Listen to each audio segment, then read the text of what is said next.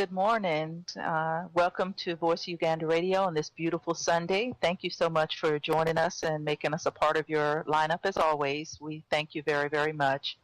Uh, I have the Honorable Zoe Bakoko here with me this morning, and Dorothy will be joining us later on in the program. So we're looking forward to a lively discussion, as always, here on Freedom at Hand on Voice Uganda Radio.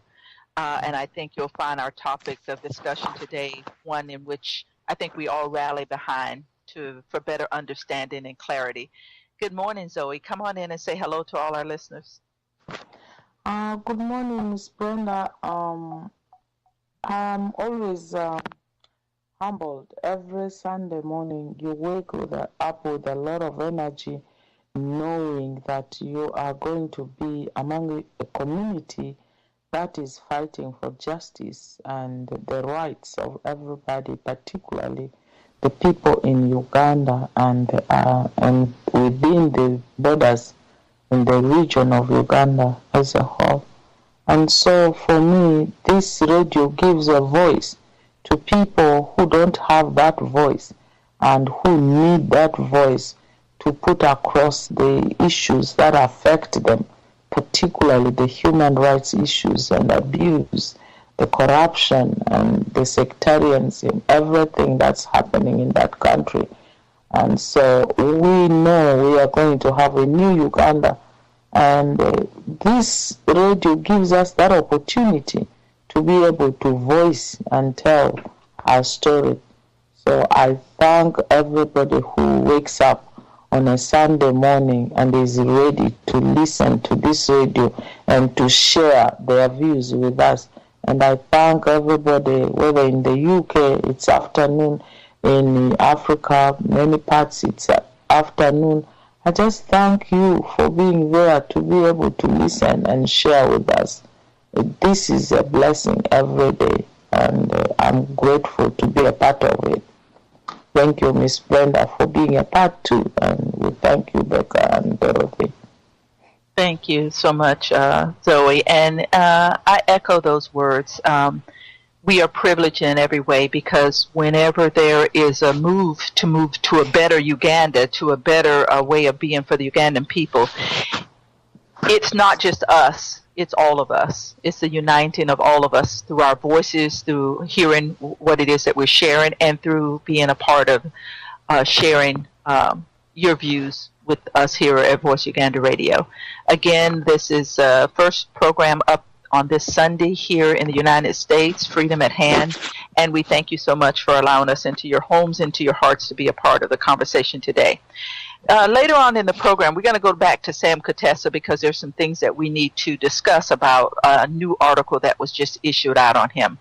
One of the things I'm very proud and happy to see that one of the things that was shared on the website is that 100 people an hour have been signing that petition to continue to keep Sam Kutesa out of that position there in the UN as the president of the UN Assembly. And I'm really very excited because it seems that it's taken on more energy the closer it gets to these things happening.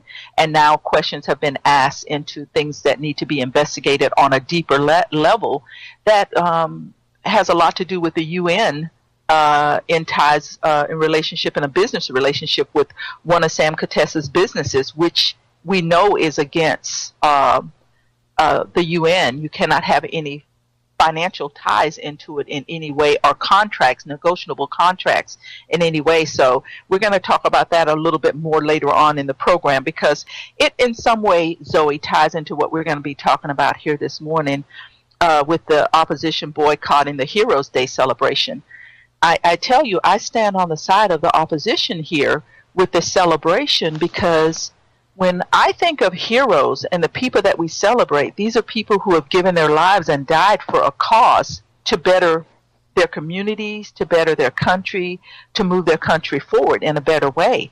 The way that this seems to be rolling out and being celebrated, it seems like the people who are in charge of putting these people's lives in danger are patting themselves on the back and awarding themselves for what they have done, totally dismissing all the lives that have been given, the true heroes that have died to make Uganda a better place, but we're going to talk about whether it has been made better or not, because when you talk about freedom at hand, you talk about a lot of what people have done to move their countries forward. You can see that a lot here in the United States of America through the civil rights movement and things that happened and people lost their lives and what generated us to where we're at today. I don't know if that same argument holds true with what's happening in Uganda today because of the human rights issues that are going on. So, Zoe, let's talk about this Heroes Day celebration, what this should really mean, and is that the projection that we feel as all Ugandans, whether we're in the country or in the diaspora, as to how this celebration is taking place? Thank you, Ms. Brenda. Last week, I think as we were closing our discussion, we spoke about a very important issue. One of them was the fact that President Museveni said he is rich today because he started saving when he was a young man, and that's how his money has accumulated over time because of the profits it has made when he started saving as a young man. And that pulls us back. You remember how the discussion went, where people were talking about, didn't we see Museveni when he just came in 1986, how they looked? Don't we have those photographs? And the discussion also took the shape of the books they have written, which are records of what they spoke about themselves when they were much younger. The books never indicated how rich they were and how much money they had. Yeah. And so on this Heroes Day, I think for me is people who claim to have fought to liberate Uganda 30 years ago.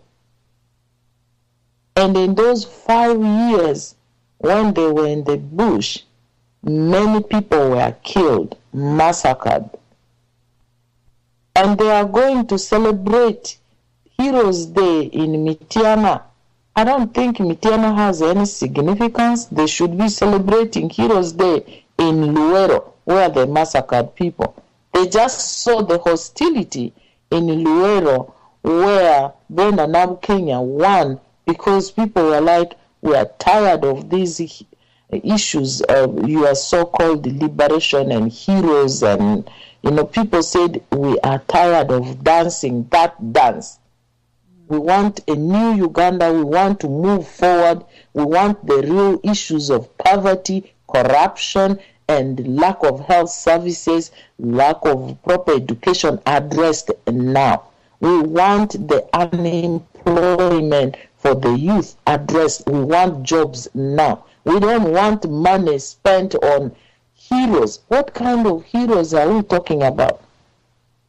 Yes. June 9th is supposedly to be the Heroes Day. And I think the opposition is right when they say that it holds no significance. And the response from Opondo is that the opposition in this country hold no significance. Whether they come or they don't, they have never been relevant. How can you say that they are not relevant when in every multi-party democracy the opposition is supposed to be relevant? And the opposition is supposed to be the check and balance of government excesses. This is a government excess. Because why do you have to spend money on celebrating Heroes Day? Spend a lot of money making these so-called medals as the medals which you are parading and giving around and spending billions of money on it. And yet the health centers, if you saw the photographs of those health centers in Busoga, how filthy they are, and those are supposed to be health facilities. How can you have no shame and spend this money on celebrating days like that when your people are not having basic human rights like access to good health care, access to education. The youth cannot access jobs.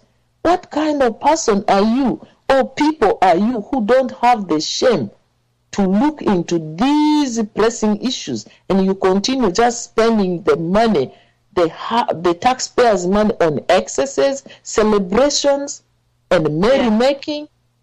I mean, where is your... I don't understand it. I don't either. And one of the interesting things you said there is, it's very true. The books that they both wrote are the history and the record keeping of their lives. In no way does it talk about wealth or how they came up as children. It only talks about their struggle to get to where they're at, and a part of that struggle has nothing to do with wealth. The other part of what you were just saying also, for this celebration not to take place in the birth of where most of these atrocities and these deaths happened, it's appalling. You don't understand, but yet when you explain that this is the victory for Brenda Nabakenya, and he understands and he knows that the people are opposing him more and more and more, so he tends to get away or move away from that situation. You know, this thing, even with the Women's League there in Uganda, still the president is pressing them to support him as a sole candidate for presidency in 2016. Forget about the Women's League. Let's talk about the people there in Luego, where they don't want to have the celebration at. The people are speaking loud and clear about what they want and what they don't want. And a part of what they don't want is, like you're saying, the excess of all these celebrations that are spending billions of shillings of taxpayers' money on events and on things that don't have anything to do with bettering the country, moving the country forward, helping the Ugandan people to move forward. Comment on me, and we're going to come back to the celebration part here, but comment on this for me, Zoe, if you will. The First Lady did an article, I think it's there in the Monitor, about telling people that they need to plan and save and store women to plan for the harvest for the year to get them through the harvest. Yeah. Yes, but can I say this? And then one of the comments she made in that interview was this: stop selling your goods for unnecessary things and store your food so that you have food supply. We already know that there's not enough food for these people to do this. And what happens when you have to go to pay your children's tuition? What happens, like you just said, when you have to pay for medical expenses? A lot of why these people are selling their goods is so that they can go see a doctor, so that their children can go to school. Yes, it's about eating and feeding your family, but sometimes I feel like they're so removed from the reality of the people that it doesn't. The comments they make just doesn't make any sense at all. Comment on that she had to share. Sense, no. Totally upset. Are you there, Zoe? Because you see a First Lady go out and say, "Yes, I'm here. Are you hearing me? Hello? Hello? Yes, you're fine. Yes, you're fine. Go ahead. You're fine. Go ahead. Zoe, we can hear you just fine. It's very absurd. Yeah, it's very, very absurd because you have a First Lady going to advise the community on a belated Women's Day celebration and talking about them storing and saving their food so that the harvest, so that it can run the whole year. How can they have enough food to run for the whole year when, I mean, this is how, and she says it actually very well. And she says, we used to have this long time ago. People used to have enough food the whole year and they will save. Have you asked what your government has done wrong? Yes, exactly. Have you asked what your government has done wrong so that the food is not, people don't even have enough to eat? Have you found out? Your husband just banned the NADS, agricultural project, which was put pumping in billions of money. They just wrecked the whole money and stole it. And then you are asking people why they don't have enough food. When this project didn't work, you claimed you were doing mapping, you were doing, in the new Uganda, Miss Brenda, we just spoke about this last week. Yes. We are going to have agricultural programs which are going to increase productivity so that each family has enough food to eat and they have enough to store for a year and enough to sell. They sell the excess. They don't sell what they are supposed to eat. Yes, exactly. That's how security processes work. And she's talking about what happened. Then do what happened long ago. The same governments you called that they were useless, they had food security. Yes, before this regime. What did you do wrong that turned the tables upside down so that there's now hunger and famine in Uganda? People have to go begging your husband for envelopes so that they can feed their families. What happened? What went wrong? Don't just go and tell the people, save. What are they going to save? Yeah, and you're very right, Zoe. They've got to look back at what they have done for the last 28 years and why this is now a problem. Because these same farmers and these same growers are living the lives that their forefathers before them lived and lived very comfortably. But now in the Uganda that they created, this is no longer possible. That's why we keep talking about the new Uganda, because we have to give people hope to understand and know that they can have a great life, a prosperous life, where they will have foods to store up, they will have foods to sell, they will have monies to pay tuitions, to pay medical expenses, or whatever they need to. But for a government, for a first lady to tell the people to get back to the way things used to be, what have you guys done to make sure that things have been maintained so that the people continue to live the way they used to live? That is a very, very good way of looking at it, because, we can tell people all we want that they need to live the way their ancestors lived or their forefathers lived or whatever. But if we're not putting the tools in their hands for them to be able to do this, not only the fires that you're talking about and the money that was stole there in the agricultural sector, but look at the people in the marketplaces, people who are trying to have legitimate businesses, and they set it on fire. They just torch it for no reason at all. You torch these people's businesses.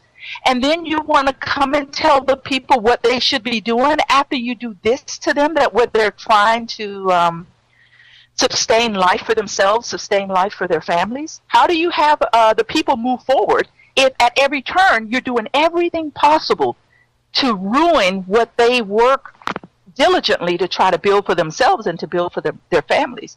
Because that was horrible, Zoe, when the marketplace caught on fire there. That was really horrific. Miss Brenda, Ugandans are very hardworking and entrepreneurial people. They will always find ways of working hard so that they can feed their families. They don't go to steal. They work hard with their hands. And so it is unbelievable that a government which has decided just to make people hostages and the slaves, in that the president thinks he solves everybody's problem. He's supposed to feed you. He's supposed to. They made sure that the cooperative societies, these were the societies which used it to help advise, which used to advise the communities and help them in growing crops that they could sell, like coffee, cotton and all this. They made sure they broke down and disbanded all these cooperative societies. Why? The cooperative societies were a voice that could bring people together. And in the event that they had all these excesses, the cooperative societies were people's voice. It was grassroots-based, community-based. And Museveni and his government made sure that the cooperative societies were banned and disbanded and destroyed and fragmented. And because of that, then the productivity and all these crops that could be farmed for selling, for getting money, what we call the cash crops, they cannot be effective. People are now small. He likes to micromanage people. Now every farmer for himself, and then he can micromanage people. So how do you expect people to share experiences in these kind of situations? So now then the first lady goes, and without even thinking, these people have no what you call memory. They don't have a memory. They never travel down the memory lane.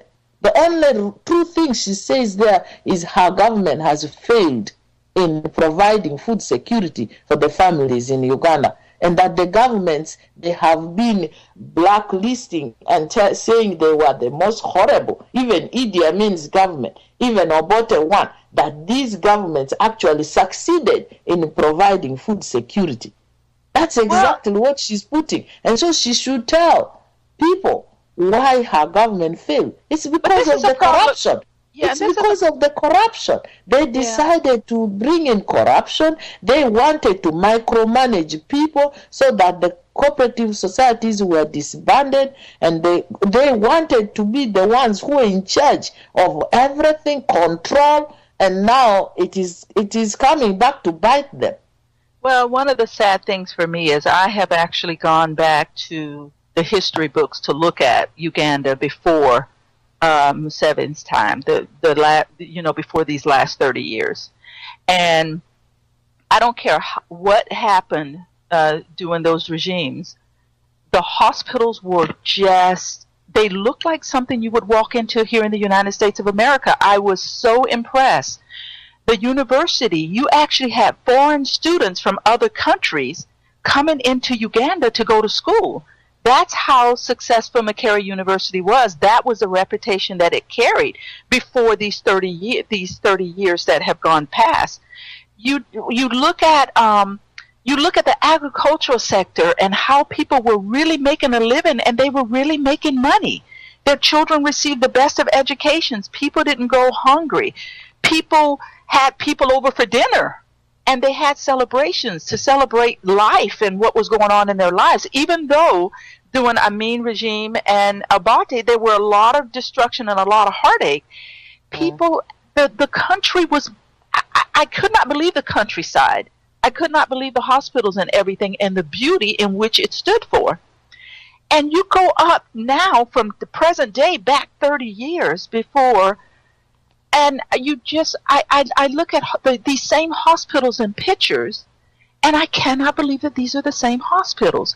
I look at the face of the people, and there's no joy in their eyes.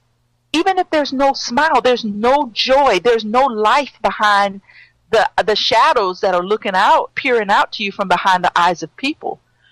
You look at the land, and you look how things have been destroyed, and the education system, the way micromanaging even the education system and the way that moves forward. I have to honestly tell you, as these people start to celebrate this Heroes Day, they are going way, way backwards. There's nothing moving forward from the lives. When I think of people who have given their lives to move their country forward, and I go and I witness what the Uganda looked like before all of this last 28 years, it brings me to tears, because what have the people really fought for, and what have the people really lost their lives over? Yes, they died for a better Uganda, and this is not what I see. I mean, go ahead and comment on that, Zoe, if you would. A better Uganda for who is the question. Yes. Because as I started, I talked about Museveni saying that he got rich when he was younger, which is not true. Which means Museveni, his brother, his cronies fought to get into power so that they could stash their bank accounts and become rich and loot Ugandans. That's exactly what it means. That's why the ordinary Ugandan is poor. They don't have food, they don't have jobs, they don't have access to good health care, they don't have access to good education. All their community-based cooperative societies have been disbanded because Museveni wanted to micromanage the farmers so that he can control them. That's exactly who is the one getting rich. Who is getting the better Uganda? There's no better Uganda for all. It's only for Museveni and his family who are stashing away all the billions that Ugandans work hard for in their bank accounts abroad. And so when the First Lady comes up, she's actually she's lamenting and telling the world, our government has failed. Me and my husband's government has failed. Because now, before, people used to have enough food. Now we don't have enough food even for the families. And now I'm telling them not to sell their food. She is telling a fact. That's a true fact that they have failed. And so they should let go. And someone else should manage that country because they have taken it down to the dogs. How can you, a whole First Lady, go and advise women when the Women's League is complaining and saying that they have not endorsed your husband? She should be the first. She used to be the first one to call the women to come and discuss elections, to come and discuss political issues in the country. I remember attending those meetings. And now the Women's League is fragmented. Women are fragmented. Why isn't she calling the women and rallying them together? Why can't she follow the women and say, my husband, it's enough. I think we have done our part. Let's step aside because we have failed the people of Uganda. Why can't she say that? And then they can go and enjoy the billions that they have stolen and stashed away. Yeah. How can you stand in front of the people and make such comments about the way that they're living their lives when they're doing the best with what they can do with what they've been given? When you live in a society that totally stops caring about its people, their survival, their well-being, what they will eat, what they will wear, how they will take care of their families, and then you stand in front of them to make such announcements to the people. I mean, really, you're talking about the people of Uganda right now. I read articles about some individuals who were arrested for stealing like these mosquito nets or something.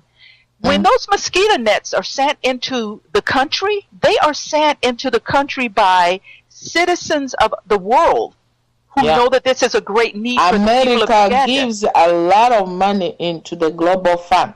The people who buy those mosquito nets are taxpayers of countries who care. And why should the mosquito nets be stolen? The guy is just looking at the example of his boss, how they are robbing the national coffers dry. So somebody wants to steal a few mosquito nets, because the others are stealing. Look at how stupid the country has become. Museveni cannot say he was really, really rich. Last week I got this message from somebody after the discussion. He said, Museveni was that poor, by the way. That is why he is robbing Uganda to compensate for his childhood poverty. I thought that person was really right when they sent me that message last week after the discussion. I'm like, oh my God, how very true.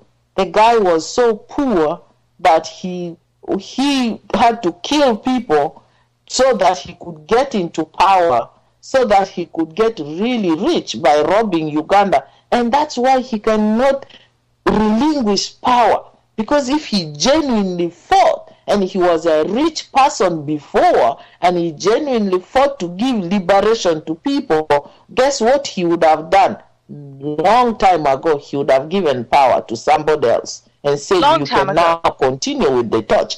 Look at Mandela. He wasn't rich.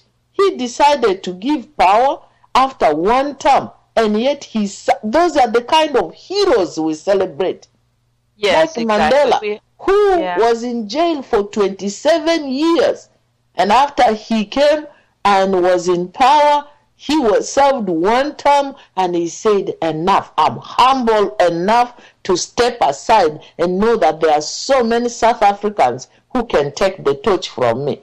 And he gave the baton to somebody else. Those are the kind of people we call heroes, and you can celebrate. What do you have to celebrate? Robbers? People who have robbed Uganda dry? These are the kind of people you want to celebrate? Yes, and we have a call, so let me go ahead and go to this caller. Hey, caller, introduce yourself and come on in. Yes, good morning, Miss Brenda and Honorable Bakoko. My name is Musana, as always. I'm calling today because I have a different view on heroes in Uganda. What I call heroes, people like you guys, Voice of Uganda Radio, and I would like to think also Ugandans in diaspora can be heroes. It's that they are not paying much attention trying to free the country. But if you run away from Uganda because of the conditions, you are a hero. You just have to realize that and start campaigning to bring change in Uganda. Also, heroes are those Ugandans who are border riders, people who are suffering, teachers, unpaid teachers, and the policemen who are being arrested for demanding their salaries. We cannot and we will not accept Museveni's bogus hero day, because these are the people who have corrupted, who have stolen our funds, who have made our lives miserable in Uganda. Can you imagine that Museveni even gave Kaihua's father a medal? We don't know who this man is because he fought in the Second World War. Can you imagine that Sam Kutesa's father, who is buried in Rwanda, is a hero today in Uganda? This madness must stop. We must put a stop to this craziness going on in Uganda. And secondly, Museveni talking about being rich, this is laughable because only those kids who were born in 1986 or a little bit 1980 can believe Museveni's rambling of being rich at the age of 21. You tell me, ladies and gentlemen, at the age of 21, which boy, I call a 21-year-old man a boy, yes, which type of person at the age of 21 is busy saving money instead of chasing girls and trying to look good? Museveni must be the most craziest person. And we Ugandans have stood by. Let him, give us all these lies, and we just stand by. Museveni's own wife, as she wrote the book, she had no money to eat. Sometimes she had to babysit in Sweden, and Mrs. Okello's wife. Yes, she used to babysit for Museveni's kids in Sweden, and here we are. Museveni is telling us that he started saving at the age of 21. Museveni himself, he has forgotten. I think this man has amnesia because he said that he became rich because his father had 70 cows, and from that he was able to produce milk and do this and do that, and then he became rich. Museveni became rich because he took an AK-47, killed so many people, and I have no idea how you can enjoy the root and come out and be proud of your richness when in fact your richness is based on corrupt and based on the blood of Ugandans, especially people in Guru, people in Luwero, those who were massacred. And you say you are very, very rich. Sorry to say, I think you're a crook. No, I don't even think you're a crook. You are a crook. Last year, the Overseas Development Institute organization gave Uganda $1.6 billion to the Ministry of Finance. And what they did with that money, they built a stupid website for that money, $1.6 billion. And this man has the cojones to come and tell us how rich he is. Ladies and gentlemen, for Ugandans, let's wake up. As I said yesterday, Museveni's government is not afraid of a coup d'etat because he himself, he has wrapped the UPDF around his finger and they cannot come out and make a coup d'etat. Museveni's number one fear is one. His most fear of losing power is his number one fear of losing power is an uprising. Museveni is spending as much money to prevent an uprising, but Ugandans, you know what? You have the power, and Museveni has no control of the of uprising. We are tired, and we will do it because Museveni knows the only way he's going to lose power is through uprising. And ladies and gentlemen, let me tell you, Museveni is not sleeping. He's opening his eyes wide open. From north, east, south, central, you name it. Museveni is scared of an uprising, and Uganda is right for one. Thank you so much, Zoe, Honorable Zoe, and thank you so much, Miss Brenda. Thank you so much, Musana, for calling in, and we will comment on that, but let me go into saying this. He is absolutely right, and I know that Zoe will back me on this. The people of Uganda are the true heroes here. Each and every day that they get up and try to live the best lives that they can. And they still give, and they still love, and they still have the genuine heart of others at hand. I mean, you can go to anyone's house right now today. What they have, they share. They have not become so selfish with this government taking everything from them. They're still trying to go about living their lives and doing the best they can with what they have. The heroes, the people that he's saying are receiving medals here, I'm like, why? And for what purpose? There's only a few people in Uganda today that will eat well, that will laugh, that will party and enjoy this day. The rest of Uganda will go hungry. It will suffer. The sick will remain sick. The dying will still die.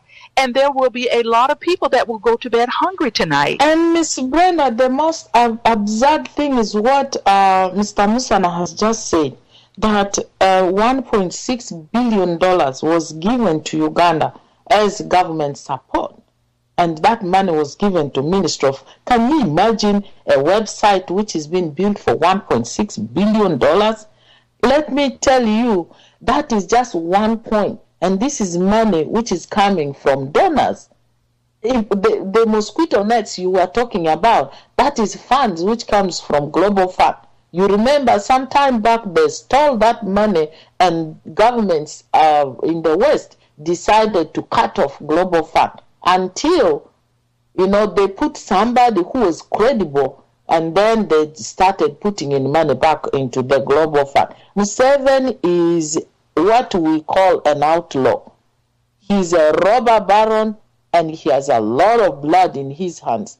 The people we call heroes, let me tell you, are those who fought for our independence and built schools which are still standing, hospitals which they have run down. These hospitals were built by the heroes who fought for our independence, who built our roads, who built our agricultural extension, which Museveni destroyed by destroying the cooperative societies.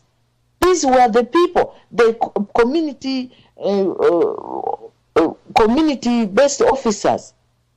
These people who were in every sub-county, the health visitors. There was a system through which people worked, and then they destroyed everything because they knew that was the system which can easily create what Mr. Musana was calling a community uprising. Because if they still had the cooperative societies, because all those people rallied around their cooperative societies. I know in Arua, they had them around tobacco and cotton growers. And they were very, very strong in the entire country. You remember how he's been fighting Nandala Mafabi, the MP from Mbale, because of the cooperative, Bugisu Cooperative Society. Because the people in Bugisu decided he would be their chairman. And they were very upset because they knew that Nandala being in opposition, that would give the voice for him to speak to the people, and the people would speak their voice. And so he was bent on fighting, but Nandala up to now still holds that chairmanship. So if all the parts in Uganda resurrected all their cooperative societies, whether in Kigezi, whether in Busoga, whether in northern Uganda, Choli Lango, whether in West Nile, if all these cooperative societies were resurrected, trust me, the people could find a voice. Yes, I believe that to be true. And this is the other thing, too, that's right on the wings of what you're saying there as well.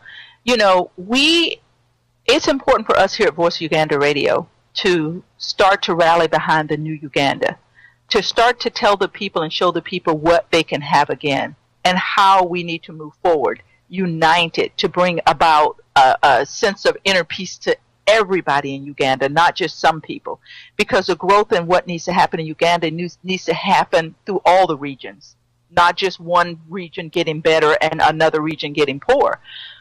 On the hill, on our hill tips, as we go into the new Uganda, you have governments, you have corporate companies, you have organizations that are willing to come in and start to help us build a new Uganda quicker and faster and better than it has ever been.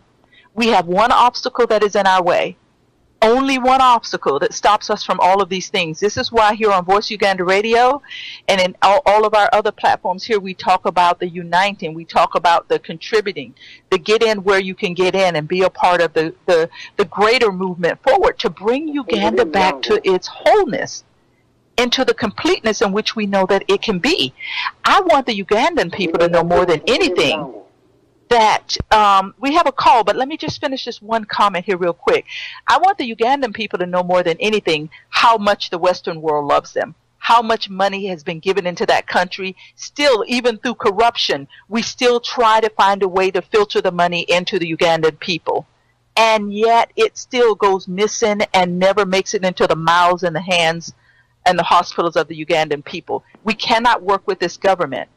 I'm telling you, corporations are on their heels, ready to come into Uganda to make it the powerhouse that it can be. We have a caller, so let me go ahead and take this call real quick, Zoe, and then we'll go back to you. Hey, caller, introduce yourself and come on in. Hi, Miss Brenda. Good morning over there, and good afternoon to all our listeners worldwide. My name is Kalimagezi, the activist as usual. Good morning, Miss Honorable Zoe. Good morning. Okay. I've had a wonderful day, and I've had a wonderful. I've so far listened to you guys. The way you are speaking, the way you are narrating, the way you are illustrating, the way you are explaining, it's quite interesting. But there is one thing that Miss Brenda, I think Honorable Zoe will help me. The thing that is triggering us over here is Museveni claimed that he became rich when he was 21 years. Yes. Honorable Zoe can be my witness. We people from Uganda, unlike you can claim rich. Even here in the West, you can claim rich. But what do you call richness? Because back home, I remember when we were growing up, because I grew up in the 80s, I don't know when Honorable Zoe grew up, we used to know that even our grandmothers used to give us little tins every time you used to throw money there, when money was valuable, before he made our money unvaluable.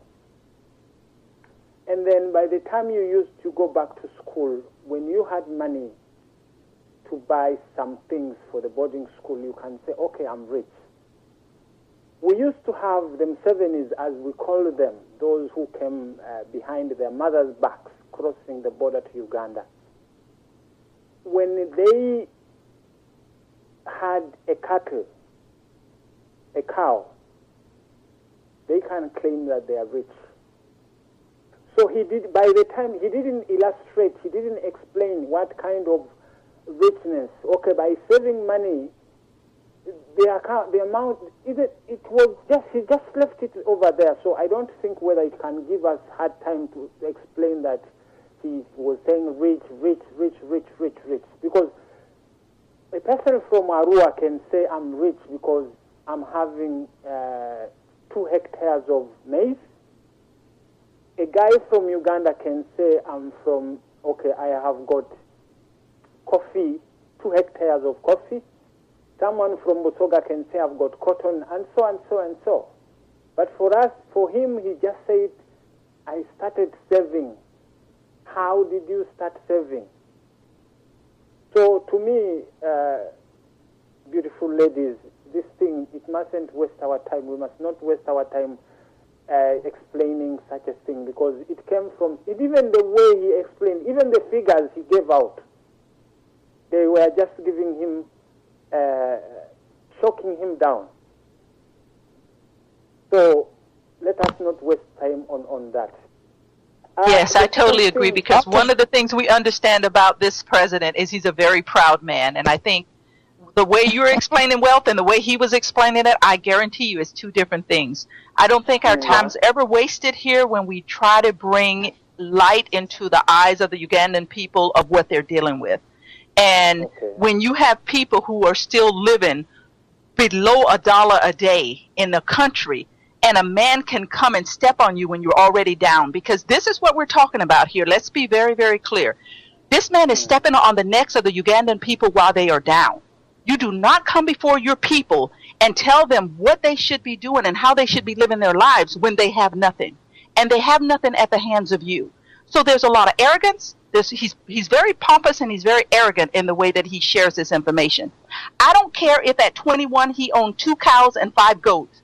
When the Ugandan people can't own 2 cows and 5 goats because of the situation you put them in, our time is never wasted here on the Ugandan people. We want them to know who they're dealing with, what they're dealing with, and how they need to move forward. The activists, I love you. I think everything you bring to this program is great, and I think it's taken to the heart. And you are never wasted anything that you have to share on this program. But please understand what we're saying. Go ahead, Zoe, and then we'll let you come back. Thank you very much. He said, he made a reference to me. I think the burden of proof on how rich is on Mr. Museveni, because he's trying to justify that he was rich because now he owns billions of dollars stashed away.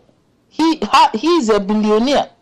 That is why his guilty conscience brought him to start talking about how rich he was at the age of 21. He wants to prove that he was already rich before he got into government. How rich he was, that burden of proof is not on you, it's not on me, it's on him, because he is the one who should be accountable to Ugandans where all these monies which are being corrupted are going. Why he has decided to ensure that he breaks down all the systems so that he can do everything the way he wants to do them. And so for me, it is about this man who is lying to the people of Uganda. Who is lying because he was never rich at the age of 21. You called them, allow me to talk. I listened to you. Okay. You called them babies who were brought on their mothers' backs with their 2 cows. Just like Miss Brenda has said, he may have his 2 cows. He might have sold his milk. I don't know who he sold the milk to, because I know that in the 60s, when I was very, very young, my uncle used to buy us milk from the town, and that milk didn't come from Ankole. That milk came from the cows within West Nile, which were destroyed because of Museveni's war. We had a cooling plant in Arua town, which is no longer there.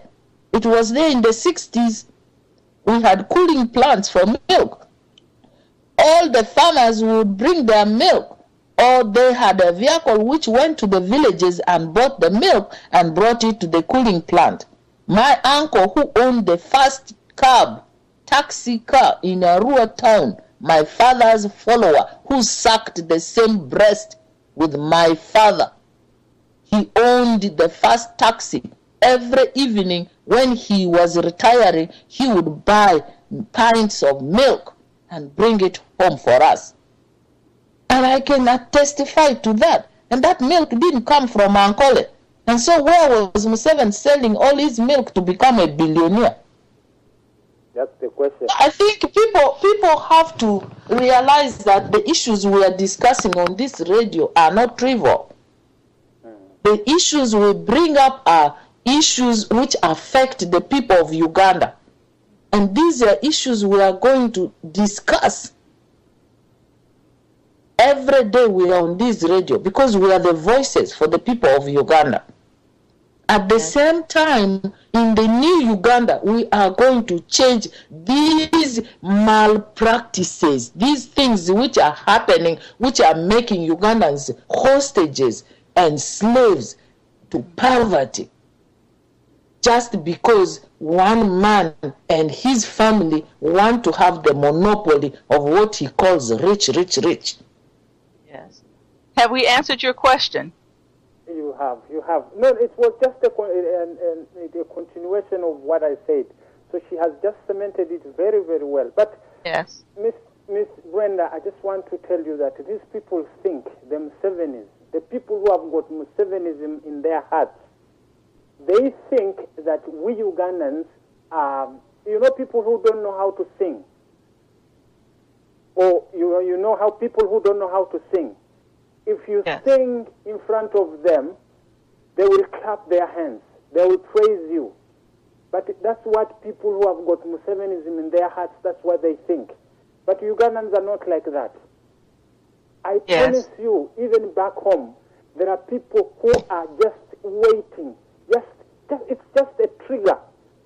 To pull the trigger, Museveni will ask himself, the people who is following them, they will ask themselves, why all these 28 years? Because the people of Uganda, they can see. The people of Uganda, they've got black books. The people of Uganda are each and everything that Honorable Zoe said, that the new Uganda will address each and everything. And it must be addressed. Honorable Wafula Ogutu said the way Museveni was addressing the national address, it was like as if he was lecturing a school in Rwanda. The guy was not giving I'm sorry to use this language, he was not giving a damn about the people he was addressing. That's why people they sleep every time he addresses. He talks figures that are not there. He talks things that are not there. That's why people end up sleeping. Yes. And I wanted to go back to the nation of address, Miss Brenda, yeah? Okay, we'll give you just a few minutes more and then we'll move on. But go ahead. Yeah, yes. This guy, I really don't know, because the 100 advisors he has, I think they are misusing him, or they are leading him to a wrong direction. Because he can boost around that Uganda has gone ahead with agriculture, which you can hear Honorable Zoe saying that the cooling plant is not there, meaning the milk is not there. I'm from the central province. We used to grow coffee, Miss Brenda, yeah? We used to grow coffee, we used to grow matoke. It's no longer there. How can you boast that we have agriculture? And he says that I flew over Mabila Forest. I wouldn't. Why on the earth I sold this forest? I saw how nice it was.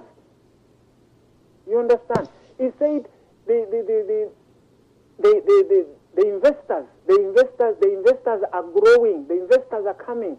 Where are they coming? Miss Brenda, Miss Honorable Zoe, tell me, have you ever had anybody who has invested in the banking sector? Well, no, because there's nothing to invest in right now in the country. But he stands on the podium and he brags around and he gives wrong figures. So my fellow Ugandans, this is the time. This is the time. People, like we had a discussion on yesterday on the other program. There is one of our gentlemen. He told us that Rwanda is growing 100 times than any other country surrounding it. I told people that, look, in order United States to grow, it has to secure its borders. Am I wrong, Miss Brenda? Yes, you're absolutely right. But Rwanda, its borders, her borders are not secured. Okay, if we go back to Uganda and we overtake the power, all those Kaihuras and everything, they're going to flock to Rwanda. We will ask the international community to go look for them. The M23, they are in Rwanda. Tanzania is fighting Rwanda. So how can you tell me that Rwanda has got... It doesn't have secured borders. So people who come here bragging to us, Rwanda this and this. No. Yes, so, I understand. Thanks very much for the time you have. We thank you for your contribution. We will refocus again on Uganda. And for me, I just want to say that Museveni was so poor, and there is a record to show that poor Mzee Byanyima was the one who took care of him when he was younger. And so he cannot lie of having 2 cows or of saving money in the teens and dropping money in all the teens, as you were saying. And those all the teens, I don't know how much they could save apart from what you will use to buy your stuff when you were going back to school. And so for us in the new Uganda, the new Uganda is going to be based on ethical values of caring, of compassion, of non-discrimination and equal opportunity and equitable development for all Ugandans. We are going to have zoning of the areas. Like you just said, the central used to grow bananas and coffee. The north we used to grow cotton and the tobacco. Bugisu they used to grow coffee. We know there are areas now which can still grow coffee as well. So there's going to be equitable distribution of resources, and through the regions, the implementation of programs is going to be effective instead of centering all the power, controlling all the money, everything at the center. You are talking of Mabira Forest. I studied my first RN. I graduated was in psychiatry and psychology in Butabika Hospital. That forest was one of the richest forests. You wake up in the morning in Butabika, you feel the freshness of the air, the breeze from all these trees from Mabira side, and then you have Lake Victoria. But today, do you have that? Even the land of Butabika Hospital, which was supposed to be for expansion, has been grabbed by Museveni's son-in-law. They've taken it away. So what investors are you talking about? The investors, the grabbers of all this land are not even investors. It's just Museveni's family doing all this in the name of investors. That's why he gets so angry when people say don't grab our land, because he knows he has 100% or 200% interest in all these things. Exactly. And this is something too, Zoe, and you can comment on this. But this is the thing. When we talk about investors, when we talk about people coming in, especially to the new Uganda that is forming, this is a thing, and I'm going to go to our caller that's just come in after I make this comment. The market has to determine the value of what the people make for their goods. You cannot have 5 different places that people can take their goods and they're being robbed and instead of paid the value for what they're growing. This is where equal opportunity comes in, and this is when we respect the human rights of all people. We set the value. Bananas are $5.25 a barrel today. That's what everybody gets across the board.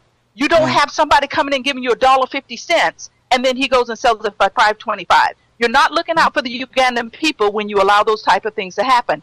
As investors, this is what the government is doing. It's allowing people to come in and just keep the people of Uganda down in a place where they will never recover and never move forward. We have to set the boundaries of how we set the market so every Ugandan from the north, the south, the east, the west, central makes the same thing for the crop that they grow, so that they are equal and they can take care of their families and they can live and they can contribute back to the country in which they love. We got a caller. Yes, you really made it right. Let me take this caller. Okay. But let me take this caller and we'll come right back to you. Go ahead, caller. Hey, introduce yourself and come on in. Hello, good morning, wonderful ladies. Good morning. I appreciate your passion, your compassion, and the vision that you are providing for a new Uganda. really was bothered when I heard Museveni saying that he is relatively or very rich.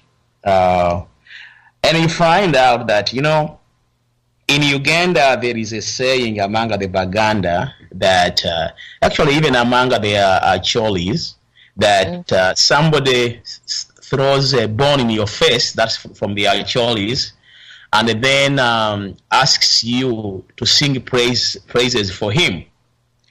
Then the Baganda say that somebody slaps you in the face and then asks you, have you seen me? And the Lubara say that a dog which is full in the stomach does not laugh, because a dog which is hungry will not laugh because the other one has a full stomach. Yes. Okay. So, this is really, and I think the last saying by Zoe captures what is happening. Okay. Museveni's world, he is very parochial in the way he sees it. He believes that if he sleeps, then the whole world is sleeping peacefully. If he eats, then Ugandans are all eating. If he can access health by flying outside of the country, then everybody can access health. That parochial perspective is what forces him to do many of the things that he does. He's actually very callous as a result, but he does not care. How do you stand in front of the people that you know that when you came to power, the first thing that you destroyed, because he knew how much the cooperative movement in Uganda, of the cotton farmers, the coffee farmers, the tobacco, and the tobacco farming, were able to use their resources to support him and provide financial support. So he wanted, what do I do?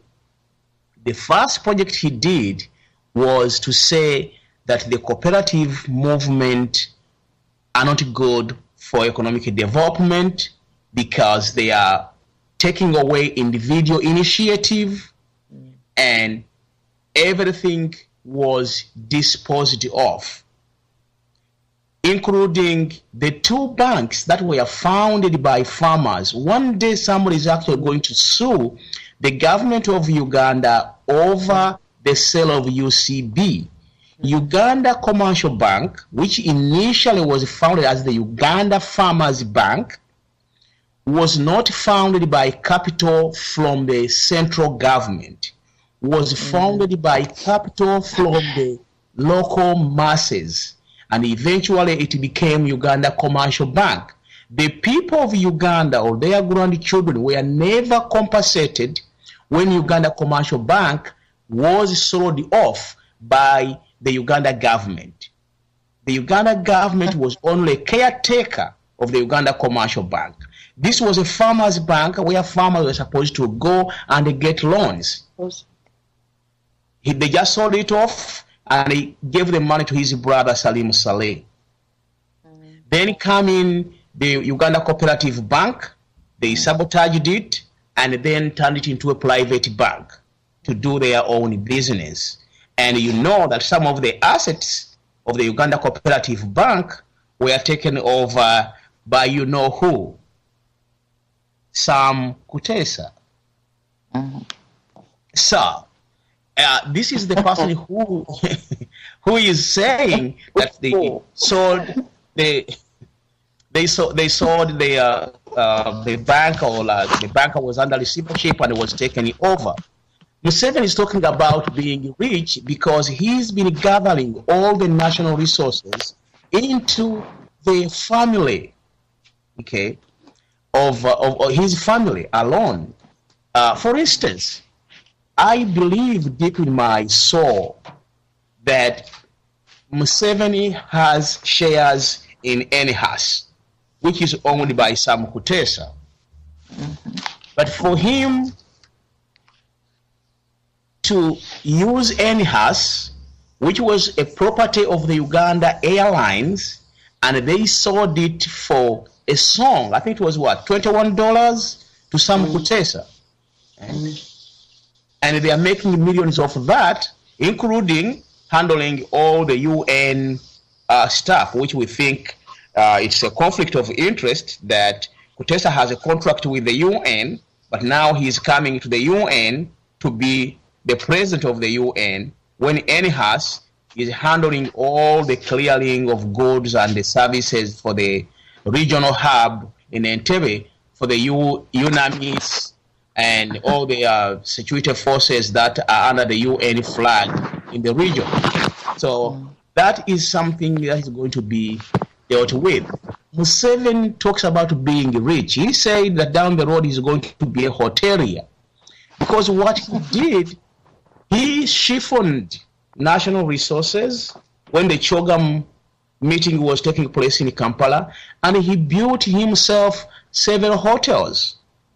We know of people whose names were being used to build these hotels. Some of them have died under mysterious circumstances. There is that hotel on Entebbe Road, which is now turned into some kind of a school. So all these issues are going to come up. But for me, looking at the state of the nation speech by Museveni, no wonder people fell asleep. There is one fundamental statement he made, and if you were not listening, you would have missed it. But you know, always the devil is in the detail. He said that I regret that I was going to sell Mabira Forest. He did not say I regret that I was giving away Mabira Forest.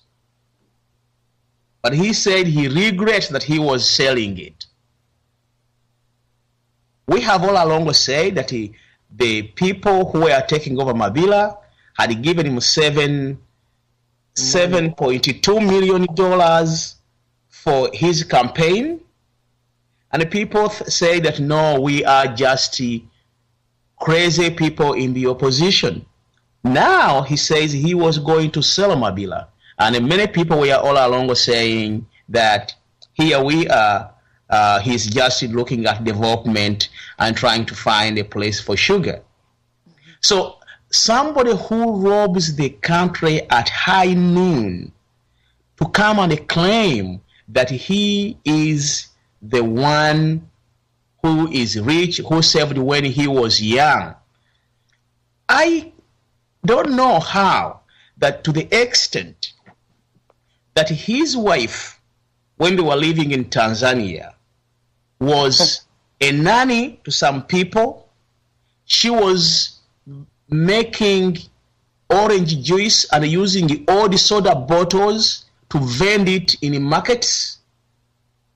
And this guy is telling me that he's been rich because he saved money when he was young, and his wife had no food. They had to run to Mzee Tito Okello Lutwa to be fed. Give me a break. Yeah. This is just the continuation of the insult upon insult Museveni is heaping on Ugandans. We know that Museveni doesn't care about Ugandans.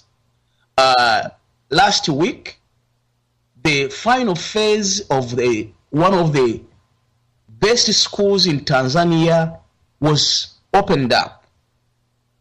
This school is at Muhutwe in Tanzania, okay, in Muleba district in the Kagera region.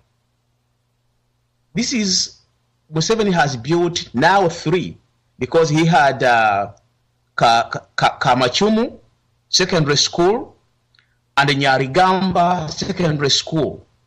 That's where the money is going. He's stealing from Uganda. He's building the most modern, technologically advanced schools at his home area in Tanzania, where he first arrived as a refugee from wherever he came from, whether he came from Burundi or Rwanda or whatever. But for me, that's not actually a major issue as to whether Museveni is a Ugandan or he's from Rwanda. For me, the major issue, because we've seen people who are refugees who have come to Uganda or refugees who have gone to other countries, and they performed very well and they've remained loyal to those nation states. For me, my concern is the continued pillaging of the country. And I think we need, as a nation, to come together and think very, very seriously about what Museveni is telling us. Because he comes up and says, if you can go and grow tomatoes and you will make 20 million a year. Okay. Now, if the total income is 20 million a year, how much have you invested? 20 million a year is about $80,000, which adds up to about $26 or $24 a day. Is this the kind of economy that a president is imagining for the country? So we really need to come together as Ugandans and focus and understand that we've been taken for a ride for a very long time. Very long time. Today I think it's called what, Heroes Day in Uganda? The true, even politically, the people who really saved his tail, people like Ruta Maguzi, are nowhere. Kaira. People who fought alongside him, like Kaira, were killed. People like Israel Mayengo, where are they? These are people like Bakoko Mpaji, who really stayed with him in the thick and the thin of the struggle. They were bumped off, and they are dead because they were questioning his policies. People who supported him, when people still say, I don't think anybody owned and felt responsible for NRM at the beginning, the way people like Sejusa felt. If Sejusa decides to walk away, who are you to start singing and chanting that Museveni must continue? Sejusa, who worked with him all these years, Amanyamushega runs away. His initial political brain, Kizza Besigye, walks away. And people think that they are going to be able to deal with this person any longer. I think it's time for us as a nation to stand up and know that the people of West Nile, their tobacco growing associations were dismantled. The people of Lango, their cotton gins were destroyed. The people of Mbale and the central southern regions, their coffee industry was blown to pieces by these people so that they can be impoverished and they continually be beholden to them. Because the poverty in Uganda is intended, it is socially constructed by the NRM government so that people can continue to always go back to Yoweri Museveni. I always refer to Yoweri Museveni as one person who actually read Machiavelli very well. Because Machiavelli tells you, if you do good, you do good in installments so that people can continue to come back to you for that good. If you do evil maximally so that everyone cannot forget your capacity to do evil. And this is the theory Museveni has applied to Uganda. When you come in, the first leading significant person, you kill Kaila, you call out a genocide in northern Uganda, you burn people in the train wagons in Teso, and so on and so forth. You go to Ombachi, you kill everyone. So that everyone becomes scared of you. Every time you say, let's stand up against this man, they say, no, he's going to kill us. Well, I need school fees for my children, you run to the president. I need a market store, you go to the president. This is a design money for funeral, everything. So that he's the provider of all and everybody is beholden to them. So fellow Ugandans, again I want to say this, whether you are from Dodofi, whether you are from Paira, whether you are from Obanyi or Kampala or Masaka or from Mbare, Tororo, wherever you are, we need to come together and be united and push the regime out of power. We cannot, I repeat, equivocate about regime change and creating a new Uganda for all Ugandans to live in amicably. Thank you for providing me with this forum. I thank you so much.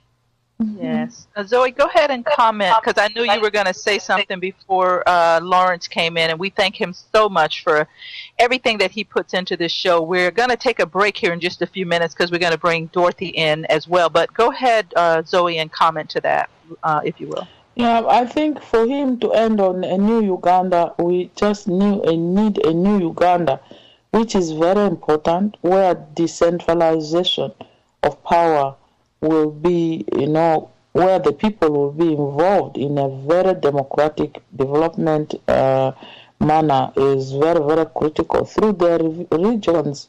And we are tired of excessive power, which has been centralized, where Museveni takes decisions on everybody, micromanages everything. And if it is not him, it is nobody. I think that we have had enough of it.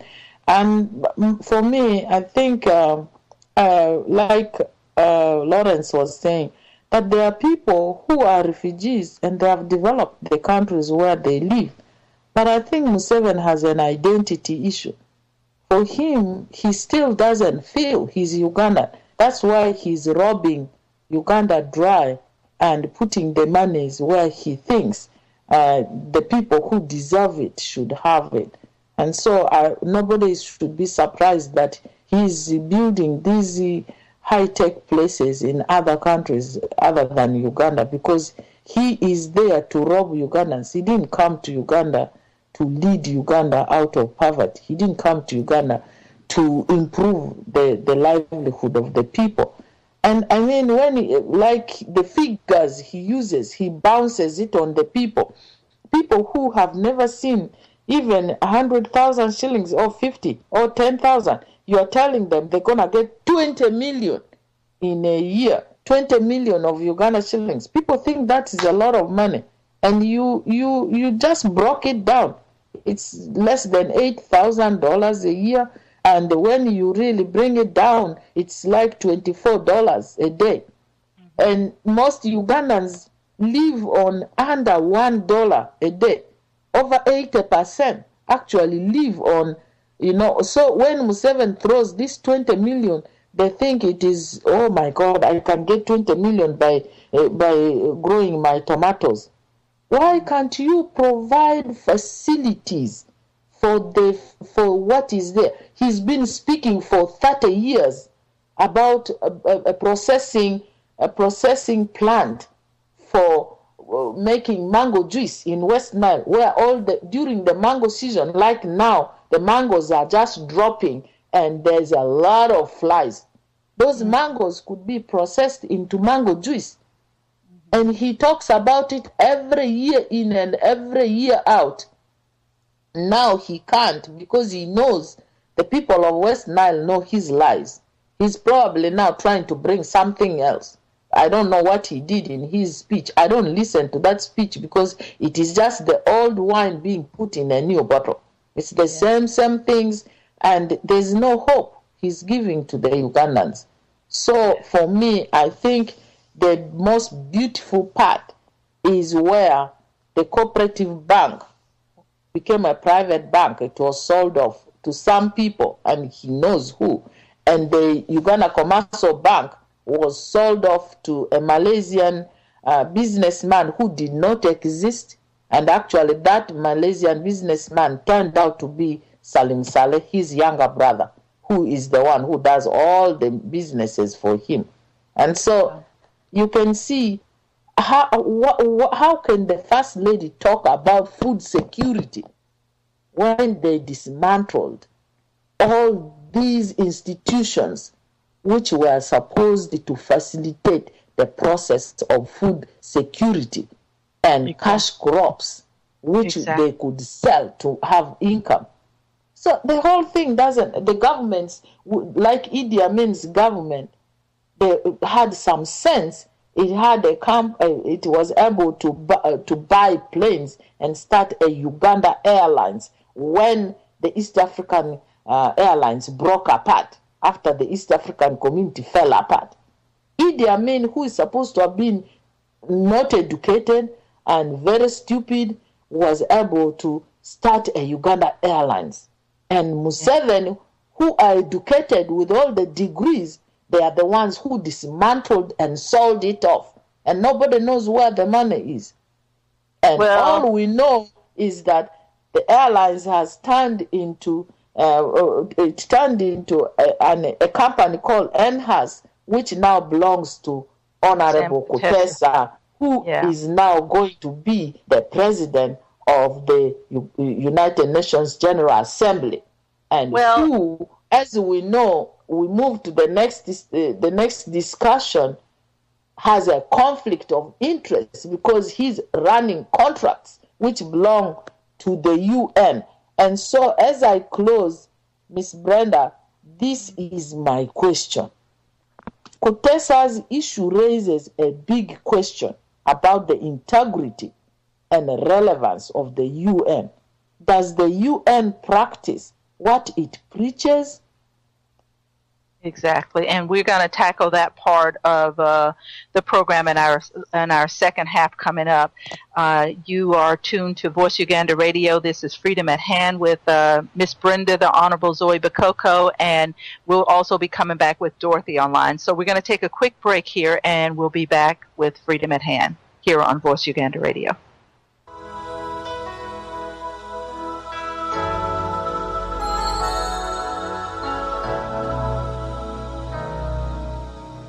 Comes a time when we heed a certain call, when the world must come together as one. There are people dying. Oh, when it's time to lend a hand to life, the greatest gift of all. We can't go on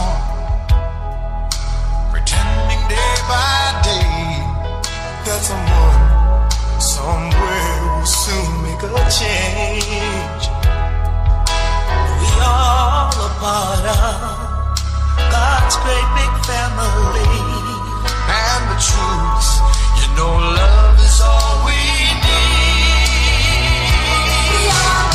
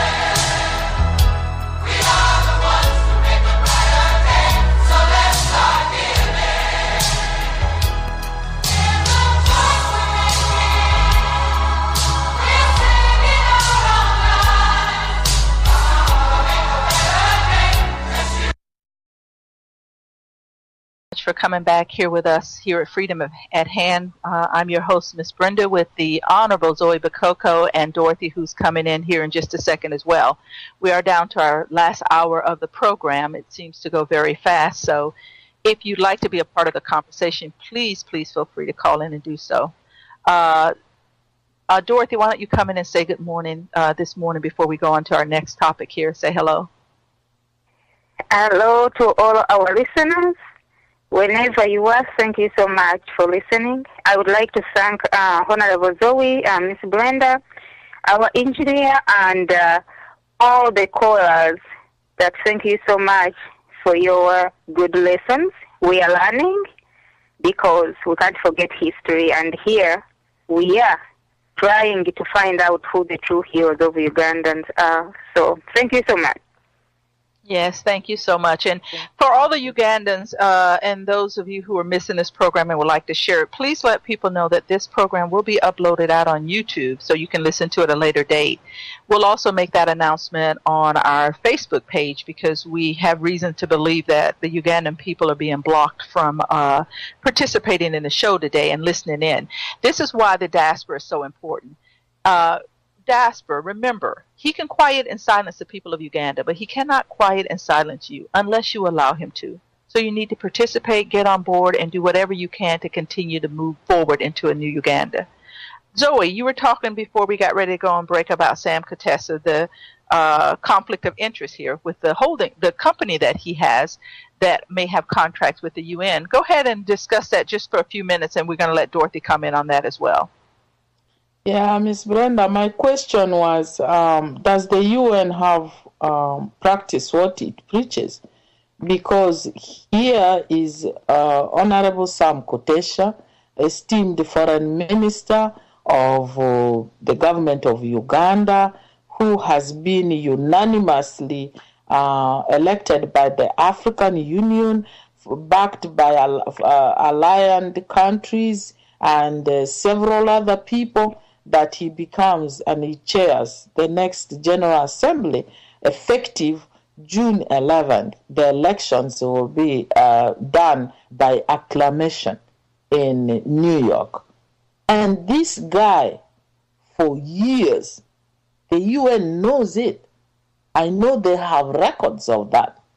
But his company, NHAS, for conflict of interest, he was censored by the 7th Parliament because the Parliament believed that he could not be a Minister of Finance, he could not be a chairman of Uganda Airlines, he could not own NHAS and give contracts to himself.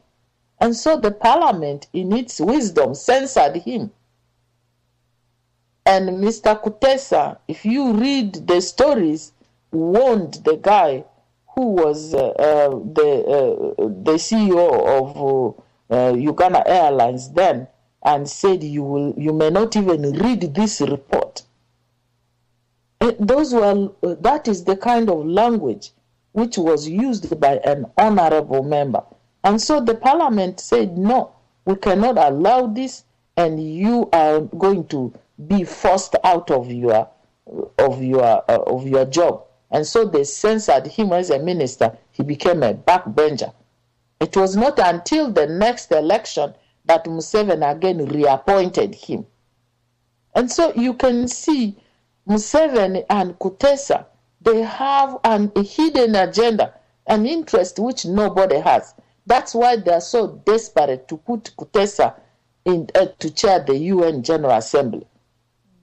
Kutesa's NHAS is handling all the goods from all the conflict areas, which means for Museveni to go and fight alongside President Kiir's soldiers in Sudan and refuse President Kiir and his former deputy, Riek Machar, to sit and negotiate, but to create this wedge between them and fight. His interest is what money will come to him through Kutesa's NHAS handling services. Because NHAS is in Juba, NHAS is in Congo, NHAS is in Rwanda, NHAS is in Kenya, NHAS is now handling this up to Central African Republic, where Museveni and the UN are supposedly chasing coin. Yes. And so is the UN telling us that it was not aware that Kutesa owns NHAS, that Kutesa is the one contracting all these businesses for the UN, and now that he's going to be chairing the United Nations General Assembly? When did the UN start looking the other way and allowing flaws like this to happen?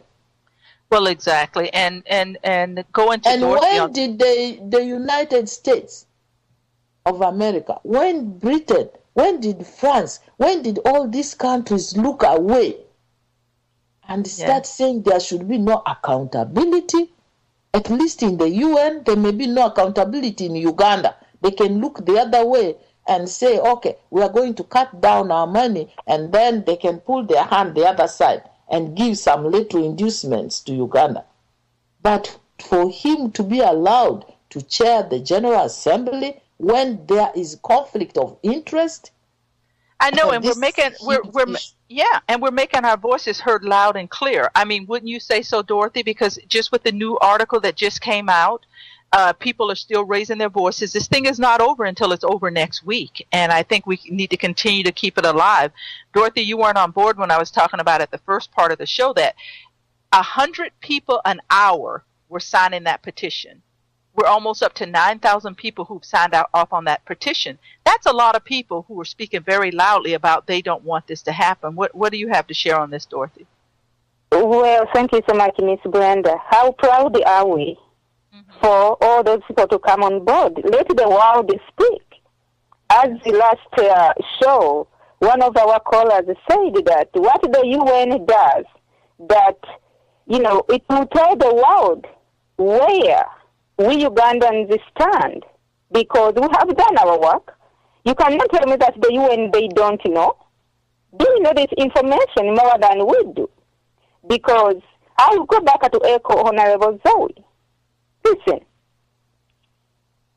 either they pretend or they do the right thing. I'm going to go back to something I've tried not to get into. Some time back, Kagame and Museveni, they decided that they're going to go back to Congo as if they haven't caused enough pain. Trouble. They decided to go back.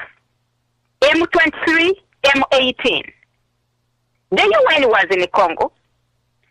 These guys ordered their men to do whatever they wanted to do. But you know what, Miss Brenda? The people of Congo stood up and they told the UN, you either do what you came here to do or you get out. Yes. Yeah. Yes. That was when you had to see some results. If the UN have joined the bandwagon of Uganda, which I don't think so at all, it will all depend on what happens. How in the world did Kutesa get where he is? You take the cooperative bank, now you use Sudanese soldiers, you send them to Afghanistan. Whenever America does its job well, they pay. These boys get injured. The money is channeled through this bank. Kutesa and Museveni shares. The boys are done for life. Now you have a company, which literally it was Uganda Airline, the airport, which was a property of the taxpayers. Now it belongs to one man. He has managed to extend it to the whole region. Now the UN is in business with this man. Museveni is in southern Sudan. Let me say this. Some Kutesa say that the Secretary of State supports him. Mm-hmm. I remember Mr. Kerr has been Ethiopia, Southern Sudan, trying to tell Museveni, get out of Southern Sudan. And Museveni has refused. But they are willing, and it is okay to say that the man who is his minister, the man who is his top advisor, is going to chair the UN? What interest that is that Museveni have in Southern Sudan? And because Sam Kutesa is going to be one of the people making the decisions, right? So what is he going to do as far as Southern Sudan is concerned when he gets there? Miss Brenda, Honorable Bakoko, and all our listeners, we have done so well. The world is well informed. They have listened. They have participated. Because when you go to read the articles, people are giving up information. Tell you what, did I know that Sam Kutesa's company is doing business with the UN? This is the chance that they are giving us to know. People, our listeners, my fellow Ugandans, for our friends and supporters, thank you so much. You have told the world what the truth is. That's what all we need. We don't need to be smearing people with that. No. Our information is based on the truth. Now, will the truth prevail or what? Yeah. So the people, we have done our work and it is well done. For those of you who haven't signed the petition, please join www.change.org. For those who have participated in giving us information, thank you so much. Now, let us, the UN, prove itself.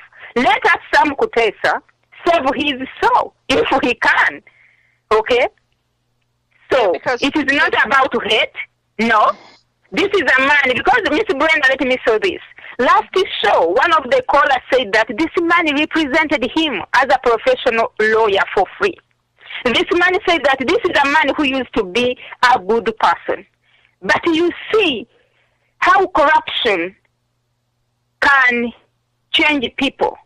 You see how the power of money, people wonder why the Ugandan people, the morals, we have such a moral decay in Uganda that everything's supposed to be right. Now it is upside down. Corruption is normal. Everything is okay. But people don't see it wrong because for him, Museveni knows. That's why he introduced these envelopes. Okay?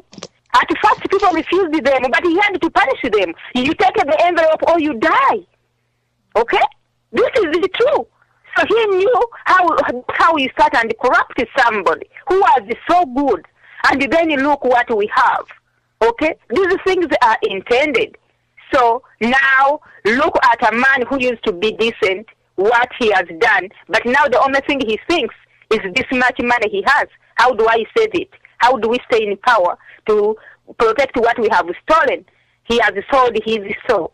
But I think he can do himself a favor. Sam Kutesa can become the soul of today who became Paul. Okay? He can do better than that. Sam Kutesa can become Zacharias, who said that whoever have cheated when collecting taxes, I'll pay 4 times more. We are not perfect. But sometimes we have to look and say, hey, how far does this have to go? For the UN, it is up to them to prove that really they are what they stand for and what they say they were born for. They take that back and stand for it. For us, we'll be waiting. I know, and like you've said, we have given all the evidence that they need to make the decisions they need to make. I don't think the UN can go totally silent on this. I think eventually the UN is going to have to come out and make some type of comment about all of this. The interesting thing to me, though, is this. Sam Kutesa parades himself around and shakes hands with, Chin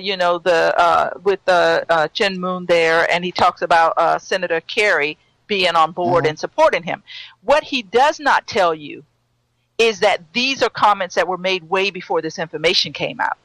What he is not telling you is that the majority of the pictures that he's seen in shaking these people's hands and that are making it on all these websites, these are old pictures. These are not new pictures. These are not, if you look at dates, these are not pictures that were taken last week or 2 weeks ago or even a month ago. These are very, very old pictures that they are parading around and putting on these sites as if this man has all of this support. You know, the trickery in which this government uses to keep the Ugandan people fooled, it does not work in the diaspora. It certainly does not work here in the United States of America, because we understand and we see what they're trying to do. They're trying to portray an image here that, oh, UN is on board and everybody's okay and we can just be quiet about this. But that's not all the truth. They're only telling us a portion of what they want us to hear to make us stop what we're doing or to settle down to say, oh, well, look, they're supporting him. We might as well stop. This is what has happened to the Ugandan people time and time again. They get the momentum to fight and stand up against the government. The government feeds them all these lies. They back down because they feel like they have no way forward. That will not happen. There is going to be a new Uganda. There is going to be a Uganda where everyone can live peace, harmony, with equality and justice for all Ugandans. And these times of trickery and the ways of making us see things in a certain way so that we back down, we're smarter than that. We're way, way smarter than that. And I believe that the UN is looking into investigations, and I believe that they're looking into things. Does the Ugandan government want us to see that or know that part of things? Of course not. Because it kills them. Go ahead, absolutely, Miss Brenda. I think what for me is really interesting is that all this time, Mr. Kutesa, the Uganda government, none of them can explain what has happened. Their silence means they acknowledge that these things are true. Because the silence speaks volumes by the fact that they have refused to respond and explain to these issues which have been raised again and again and again, and they have decided to continue just putting photos of Mr. Kutesa with Ban Ki-moon and the photos of Kutesa with the Senator Kerry just to say that he is supported by these people. I mean, that is actual, I don't want to say the word, but it is real crap. Because you cannot put these photos just to blind people and refuse to answer the issues. But I just want to thank the many, many people globally and the Ugandans in particular, because for Ugandans to sign that petition, trust me, they have done it by knowing where they have put themselves at risk. They have stood up, and these are the people we must acknowledge. We admire the role which has been played by Milton Almadi, the guy who initiated, the guy who initiated. These are the people we will call heroes, who initiated this petition and who has stood firm and is fighting it day and night and giving people information. All of you in the media, Miss Brenda, people from FADU, FUF, all the other organizations, the people from this country, from all over the world in Europe, who have stood up. And this is the example for all of us that we must be involved in our liberation.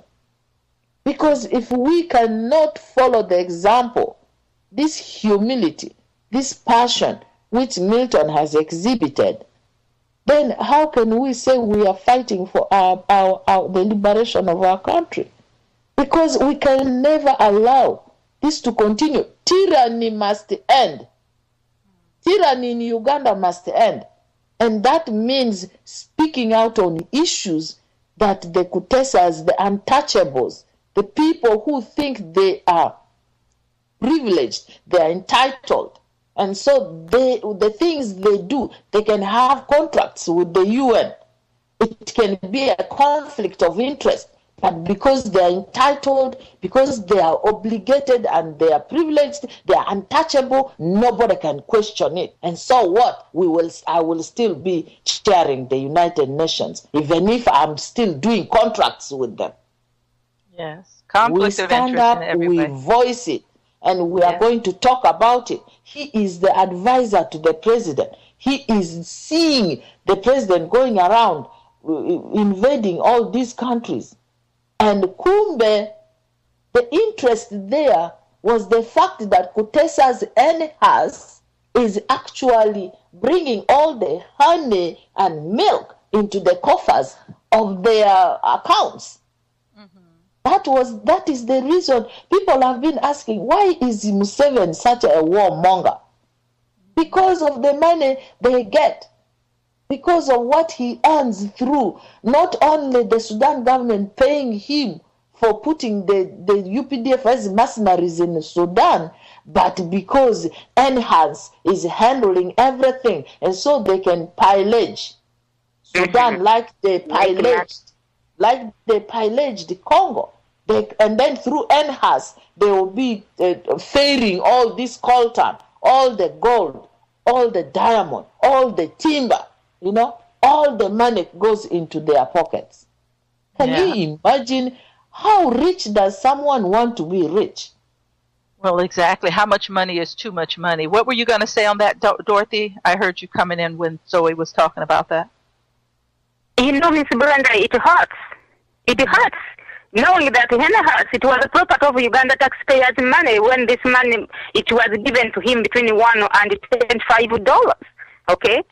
And now it is being used for all this, But remember, people back home who work in this company cannot be paid. How, I mean, it is like, remember those proverbs you ladies used, it means Honorable Zoe. How far does this have to go? How far? Yeah. Now the money stands and tells you that he's a rich man. How did you get the money? How do you get it? Bloody.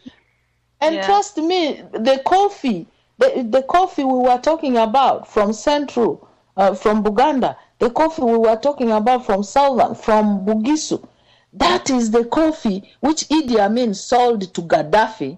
And Gaddafi sold it to, the U.S. and the West, and he gave Idi Amin the cash, and Idi Amin bought Uganda Airlines. That was the taxpayers' sweat.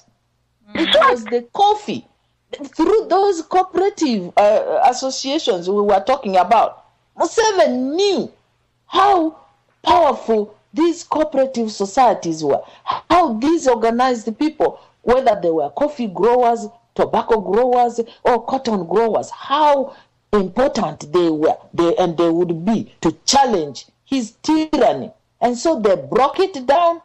Even that product of the coffee, which Idi Amin put in place, the Uganda Airlines, they sold it off for $20-something and gave all this to Kutesa.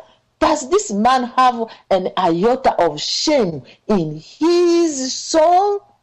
That he can walk. He's doing all these things for Museveni, and they think they are so entitled, and so they can go ahead. He can come to the UN and start to confuse people. Because in the article which was written in Uganda, I saw my daughter Rose Namayanja, the young minister, saying that what, Kutesa can be able to influence other people. Influence who?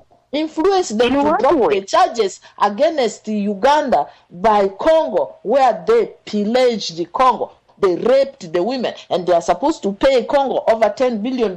They have not paid it up to date. So Kutesa should come and manipulate the process. I know. And manipulate the process where Senator Kerry has been going, like Dorothy said, get out of Sudan.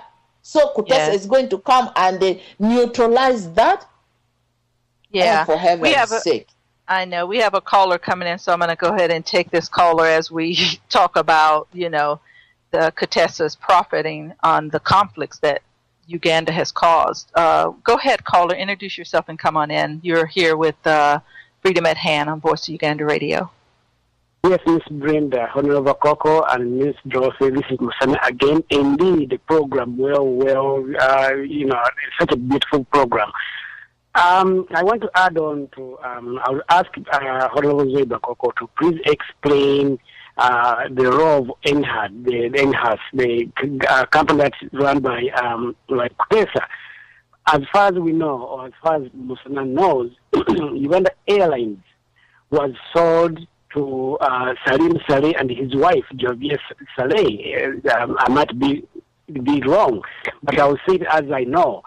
These airlines were given to Salim Saleh and his wife, and this type of airlines became cargo airlines. Those used to be Ugandan airlines.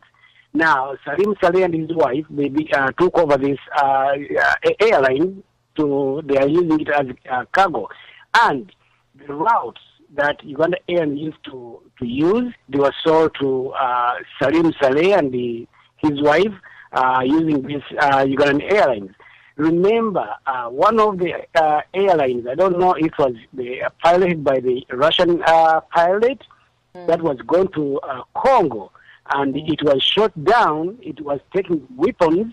You know what happened? They used to bring diamond and gold from Congo, and they bring them to Entebbe Airport. Now, this plane was on its way to the Democratic Republic of Congo, and for somehow it was shot down.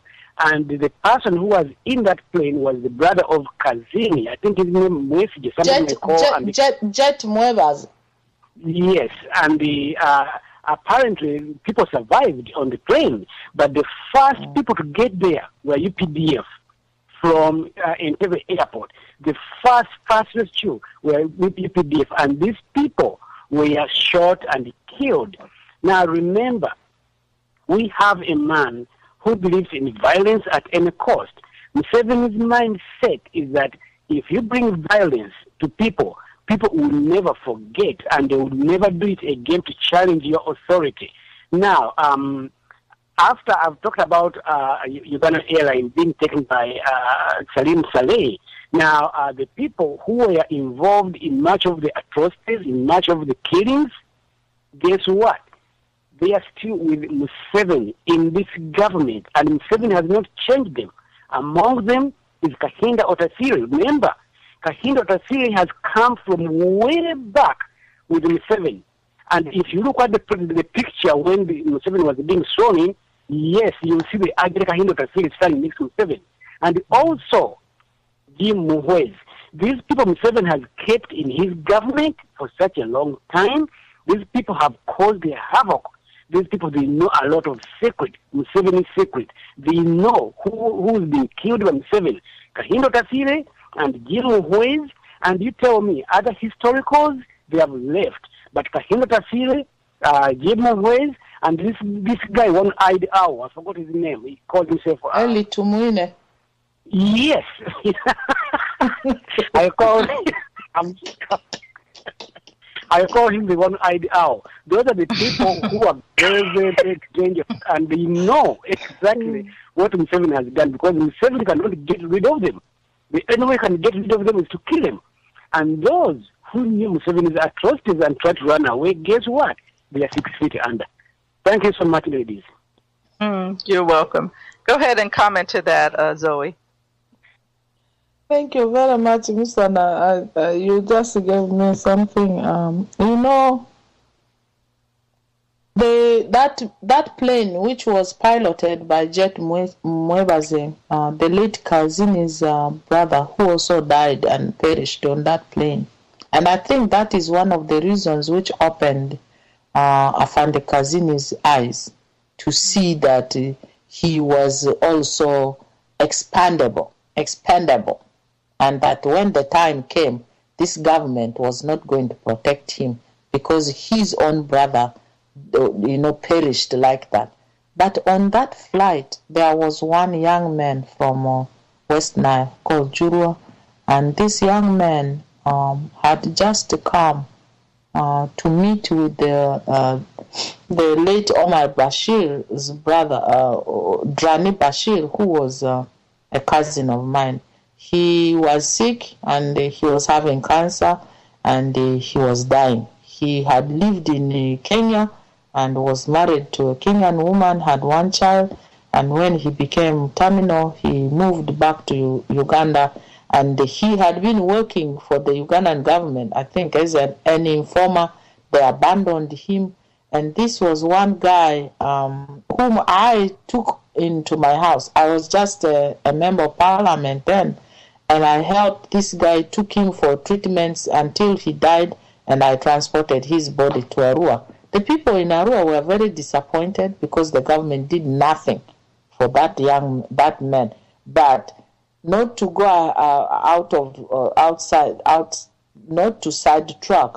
The important point I was bringing was Jurwa had come to meet with Rani Bashir in my house and spoke a lot of things about what was going on.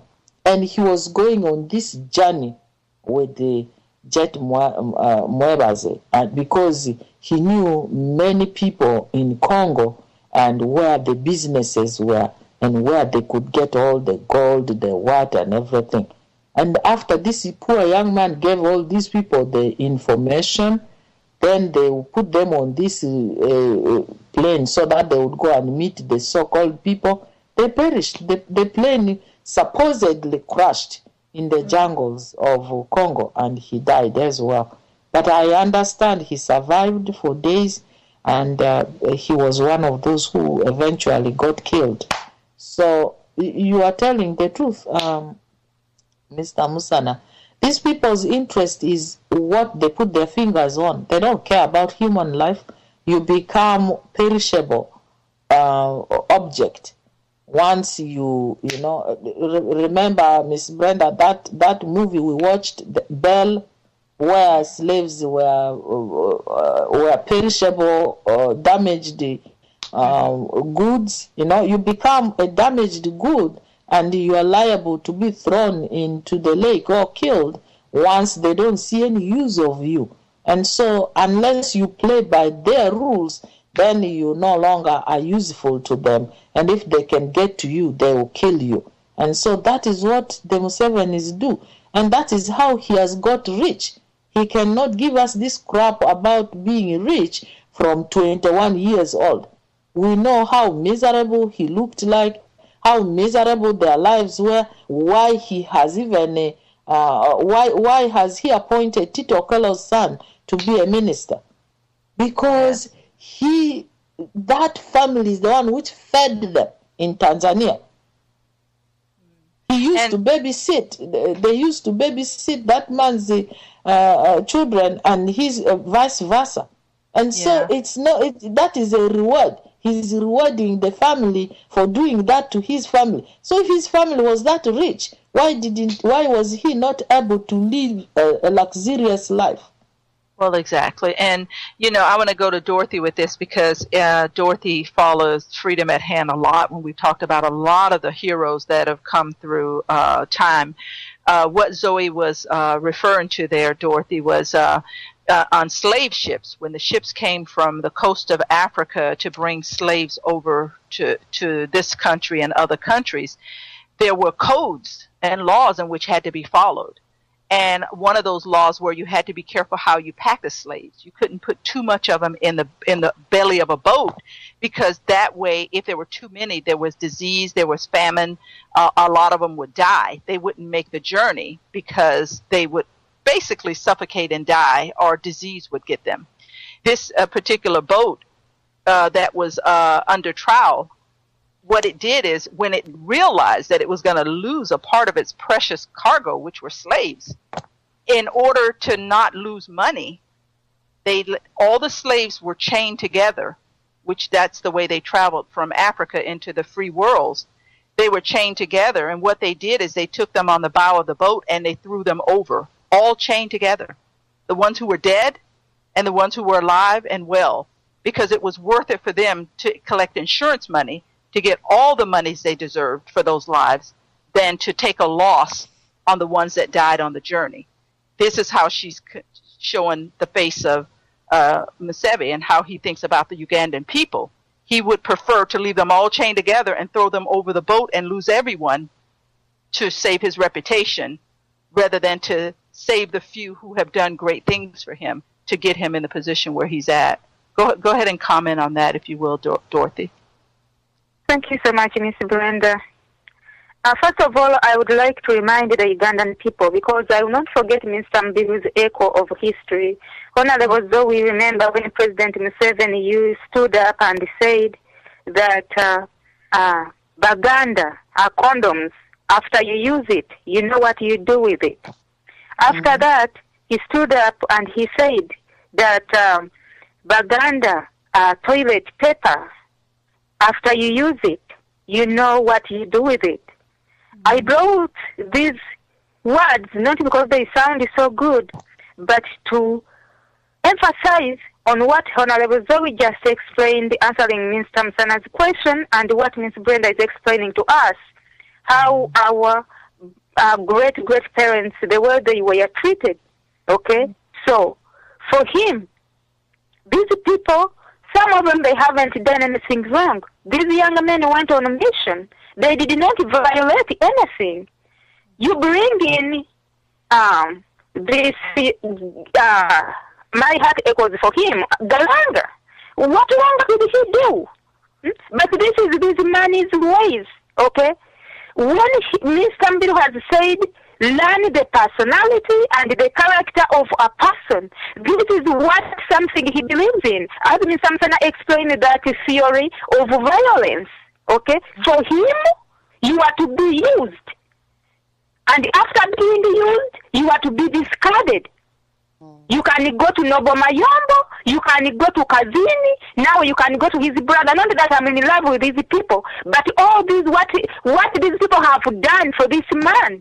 One person posted a comment and said, I cannot believe that Museveni killed Kazini after how much gold and timber and everything they robbed in Congo, and they made these people so filthy rich. Okay? So this is what he believes. When he stands there to tell you that I used Uganda to get to power, now they are condoms and toilet paper, he literally means it.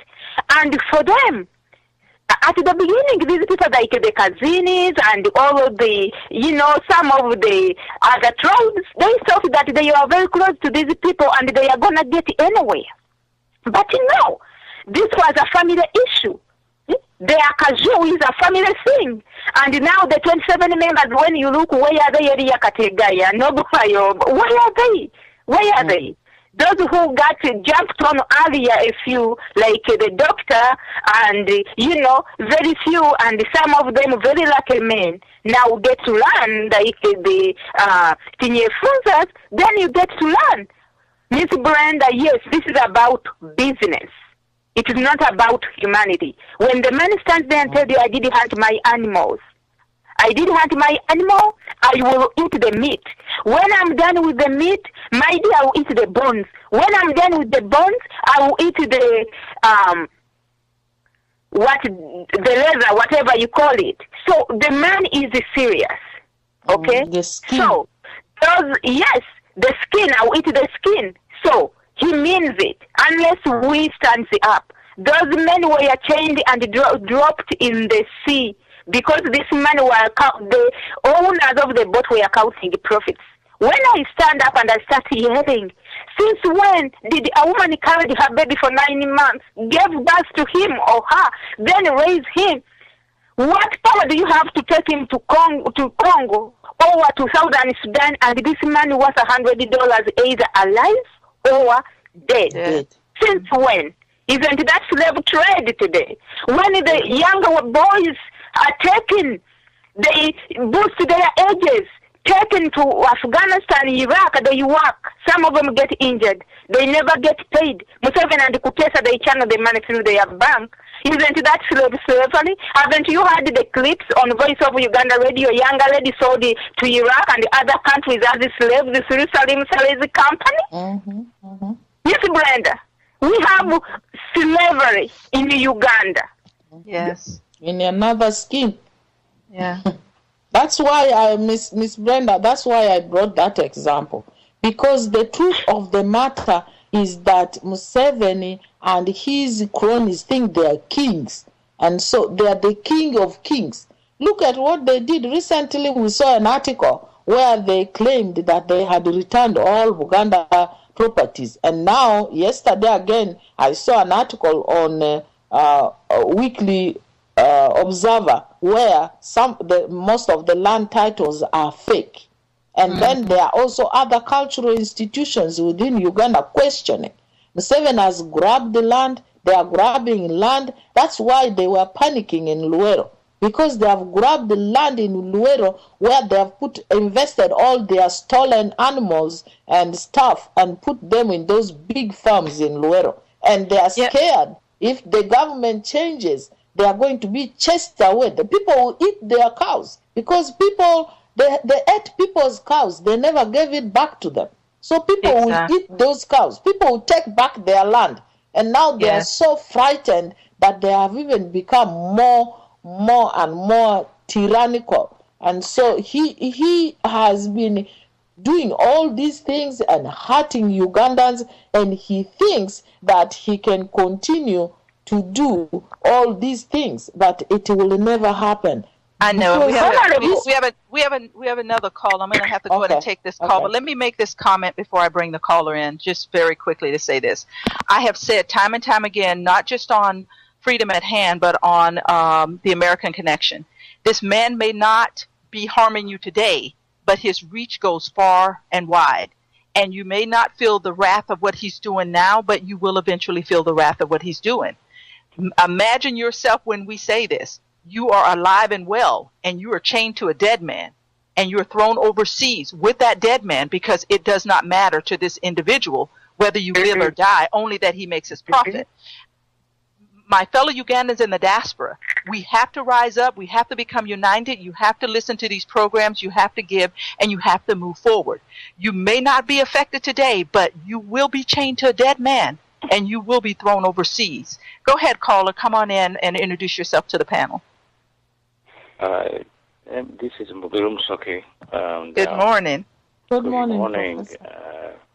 Well, I certainly am learning a lot and enjoying at the same time. And well, actually today I didn't feel compelled to call. Not that I have nothing to say, but I just wanted to supplement a few points that have been made. Maybe they can be clarified that way. The first one is Museveni's statement about wealth, his wealth, that he's a rich man. When you take it on face value, you think that this is just Museveni talking. But actually, it originates from Tutsi Hima culture. Their culture, you have to brag, you have to be be a boss and boast, and in order to look good and big. This is within the culture, the Tutsi Hima culture, and so it is not just a statement that came out of the blue. The only thing is that he linked his wealth to saving, which was irrelevant, because if he started saving at 21, assuming he was born in 1944, then he started saving in 1965.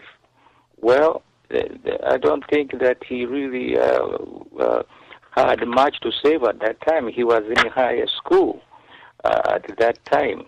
And from there, in the following year, he went to Dar es Salaam. And, there wasn't much to save at that time. As a matter of fact, one of the reasons I'm calling is to clarify that particular fact about saving Museveni is claiming to have done. I lived in the pre-Museveni Uganda. It was a wonderful time, very wonderful, because when I went to higher school, the government paid me. Yeah. They paid us twice a year for higher school. The parents had only to scrap their money to pay for school fees up to senior secondary school 4. When you go to higher, they paid us. They gave us money even to travel. If you went to Gulu or Kabare or whatever, they gave you money to travel. That was a wonderful time. And you know what? The dollar was worth 7 shillings at that time. Wow. So wow. When you got 600 shillings in one lump sum for half a year, that was a lot of money. And we enjoyed ourselves, to tell you the truth. We lived a very good life. When I went to university, I paid no fees. They paid me instead, what we used to call the boom. The boom, we again paid it twice. And that was a good life. The food in the hostels, was the houses were very fantastic. Yeah. You could even bring visitors or girlfriends to and they were allowed to come and eat. Wow. Yeah, it was wonderful. And so the reason why I'm mentioning this is that Uganda had a good economy at that time. The hospitals were working, the function, the clinics were available. Nobody, was suffering the way people are, like mothers who cannot deliver babies in hospitals and the clinics. These things did not happen at that time. So when you contrast that life with what is going on today, it is miserable, and people don't understand this. So Museveni comes up and he says he's rich. That's bragging. In my culture, the Uganda culture, humility is a virtue. Unfortunately, that virtue also has tended to prevent us from being aggressive in politics. And we are paying a price for it, but we will overcome it. But the Tutsi Hima culture is the opposite. You have to brag, even abuse.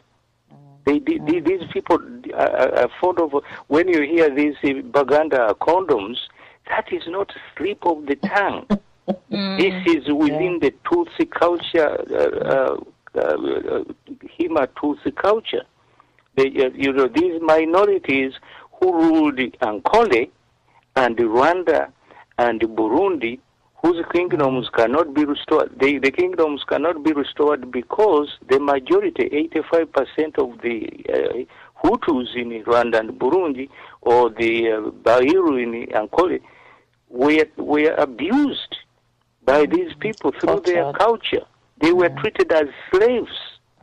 So maybe now you understand where I'm coming from. When Museveni says he's a rich man, he is reflecting his ancestral culture, the way it abused the people. They don't care. They are not humble people. They are greedy people, for that matter. But then I'll leave that a clarification to that. Well, the reason I'm emphasizing this is Karimagez was at one point saying that, let us leave this topic and let us move on to another one. Well, we have to understand it. We have to know why a man like Museveni utters these statements, or, for that matter, Kahindo Tafiri utters those statements, those abusive statements. They are rooted deep into the Tutsi Hima culture, and we must not tolerate them. We must aggressively fight that kind of abuse. The second point you've already made very, very clear, especially Honorable Zoe, the dismantling of the cooperatives. This was not an accident. The dismantling of the cooperatives had a political motive, because organized groups which were independent of NRM were a threat to the regime. So the only way you could destroy the cooperatives, the purpose to destroy them is to cut down the political power they wielded, that the opposition, they were dangerous to the regime, and Museveni knew it, and so he did this deliberately because he is a dictator. Because I couldn't reconcile the two. For a man, Museveni, who was, as far as I can remember, a socialist, why would he attack and destroy cooperatives? The explanation is simple.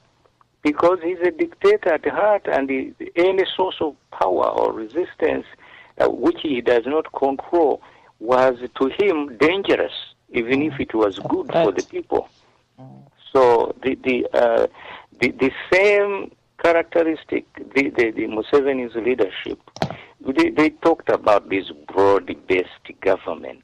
It was never broad-based in the sense that everybody fitted in. It was designed to destroy or to make the political parties impotent, so that the DP, the UPCs, the whatever political parties were there, that they did not pose a threat to the regime. And so you bring them and you pretend that you are bringing them together in a broad-based government. That was a trick, a shrewd trick, again rooted into the deceptive culture of Tutsi-Hima culture.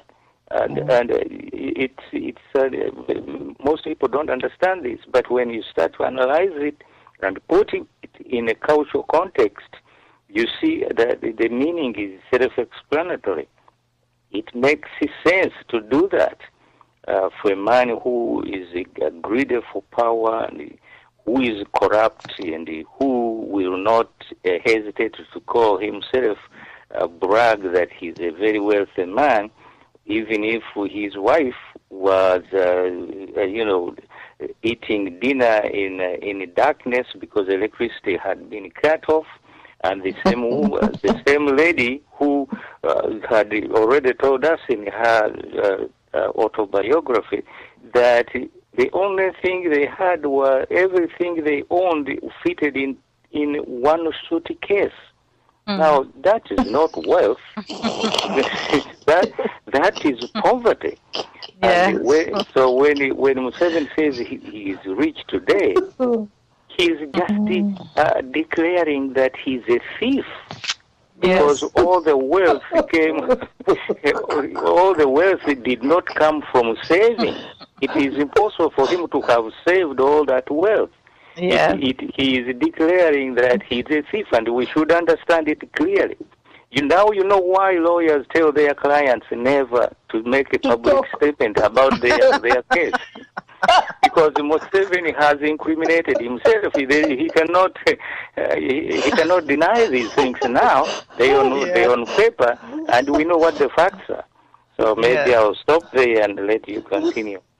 Well, thank you so much, Professor. It's always a pleasure to hear from you. And I tell you, he shines a brighter light into the truth of what we're trying to say here. Ladies, we're down to our last few minutes here, so I'm going to give you guys 3 minutes each to go ahead and close out. And please stay as close to that as possible. Whichever wants to start. Dorothy, you want to start? You can go ahead and... Thank you so much, Ms. Brenda. Sure. To all our listeners, for all those who have called in, Professor Mbiru, I cannot tire to thank you so much. Because, Ms. Brenda, you asked a question. For those people who own those slave trade boats, it was about profit, yes. Yeah. But you understand why I keep going back to those words. You have to understand the personality and the character of these people. Even you are not a person if they were the kingdoms that were abolished. They were Hiru and the Hutus. If they were sitting with 3 Tutsis and they have 2 Hutus, when you ask how many people are there, they will say 3. So that's why when they use you and they call you condom, after all, you are not a person. To them, you don't count. So now you understand. So Professor Mbiru, he has taught us these lessons, and we need to hang on. That unless we stay determined and stand up to what is right with the courage, we need to do what we need to do, because we cannot change them. However nice we are, they have continued to do what they do. It doesn't matter. You don't have to do wrong. You don't have to break their rules. No. So it is that extermination is another key word. They have to get rid of you in order for them to continue. So that will take me to my last conclusion, that tomorrow, when you show up in Mitiana on Heroes Day, who are the true heroes? Where are they? Have they ever been mentioned? Where is Rutamaguzi? Where is Andrew Kayira? Where are they? Where are those boys in Ruwero who fought so hard? The northern Ugandans and the Baganda, they turned back and shoot them from the back. Where are they tomorrow? Their names are going to be mentioned. Are they going to get medals? Where are our brothers and sisters and fathers that were put in train wagons and put on fire? Museveni should tell you people in Mityana, where are they? Where are the true heroes? What about the 27 members of the NRM? Where is Elia Kategaya? Where is Kazin? Where is Mayombo? Where are they? Not that I'm in love with them. Where are the true heroes of Uganda? For you younger ones joining NRM, you need to question yourselves. With this corruption, the money and the ticket they give you, where are the true heroes of Uganda? Anyway, in my conclusion, New Uganda is coming, where the power is going to be given back to the people, where the people of Uganda are going to have their cooperation union again, and they work hard, and they be happy, as Ms. Ambiru told you it used to be. For Honorable Sam Kutesa, will the fire and the struggle continues? We will not tire, we will not stop. I know it is very hard to win when you stand on the truth, but when you win big. Martin Luther King did it. Obama is the president. Nelson Mandela did it. So is Rosa Parks, so is Harriet Tubman. The blacks are free, and I will not quit. I will not give up. The truth is the truth. Thank you so much, Honorable Bakoko and Miss Brenda. Thank you so much, Dorothy. Always with compassion, always with compassion. One of our true heroes here at Voice Uganda Radio. Go ahead, Zoe, with your closing. Thank you, Miss Dorothy. You know, Miss Brenda, we have had a wonderful 2.5 hours. And I just want to say that I'm humbled because Uganda, several years ago, as echoed by the First Lady, was a wonderful country. And you just heard what Professor Mbiru said. You know, in HSC, in university, the government paid for your school fees. Not like today, where the poor people have to go to all length and stay hungry to put their children in university and pay billions. And the millions of shillings they are paying is just being corrupted by the same Museveni government. They are not putting in the money which is supposed to be put in for education. Education is not getting attention like the defense ministry. And yet they are using the defense ministry just to loot the country. You have seen how they are attacking all these countries around the region, and they are using Kutesa's NHAS, which is a cargo handling company, to loot all the gold, all the natural and mineral resources from these countries. And the UN is aware of these things because some of the planes that are carrying these things are actually UN cargo planes. And so if the UN is now in bed with Kutesa doing all these corrupt contracts and then allowing him to come and chair the United Nations General Assembly, which is a true conflict of interest, I'm just so disappointed, but the struggle continues and we are going to fight on. The issue of Museveni calling himself very rich, I think I understand it because he is just bragging. Like Professor said, these people have a language, they have a tongue. Somebody just said it yesterday. You know, this little tree and branch with a lot of thorns on it. It is green, it is leafy. When you cut inside, it is white, and you can actually cook it or eat it as salad. But the thorns are so, and in Iran, it is called the mother-in-law's tongue because the mother-in-law's tongue bites. These Tutsi, they are so entitled that they have that kind of tongue. And a tongue where they are so abusive, their language is abusive. You have heard it from Museveni, just from these examples. He calls everybody some stupid dog. He calls them all kinds of names. He's not ashamed as a head of state to use it. I remember Chef Ali coming and calling everybody, and like somebody goes to the toilet. Do you feel that smell coming from them because they didn't properly clean their asses? Talking to the people of Arua. And people were like, who do you think you are? Walking around with your stick and bragging, you know? And where is he today? He was one of the heroes. These are the questions we can ask. And I know that heroes, real heroes, are the teachers. Real heroes are our nurses who are working without jobs. Real heroes in Uganda are the people who are the police, who are sleeping in mortuaries. And real heroes are those parents who are spending all the money they have to pay their children in those institutions which the government is supposed to subsidize. And so Museveni can go and to hell with his little metal medals which he's dangling around and giving to the wrong people who are in Uganda will never go in our history as heroes.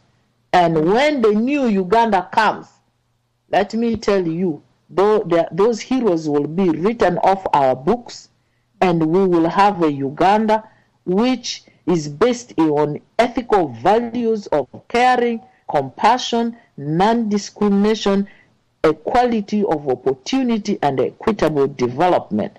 And this will be done through decentralization of power, where people will be involved in democratic development of their regions, and there will be no more excessive centralization of power. So we say no to tyranny, no to Museveni's tyranny. In the new Uganda, all of us will be happy. Exactly. Thank you so much, Zoe, and thank you so much, too, for your compassion and the way you speak to the heart of the Ugandan people as well. Let me say this before I go into what I have to say to close, because it all ties in. The American Connection will not be aired this Wednesday, so you can go out to YouTube to see some of the following ones if you'd like to, but this Wednesday it will not be aired for the simple reason that I'll be back in Washington, D.C. Let me tell you, I do not and never ever do I tire when it comes to the Ugandan people. Speaking out on behalf of the Ugandan people, meeting with people to continue to keep the struggle of the Ugandan people alive. So it's important to me. I didn't think anything would pull me back this quickly away from my Wednesday program, but it's necessary for me to be back in Washington, D.C. I listen to my history. My history has taught me and made me into the person that I am. The struggle of the Ugandan people today were the struggles that we had as well.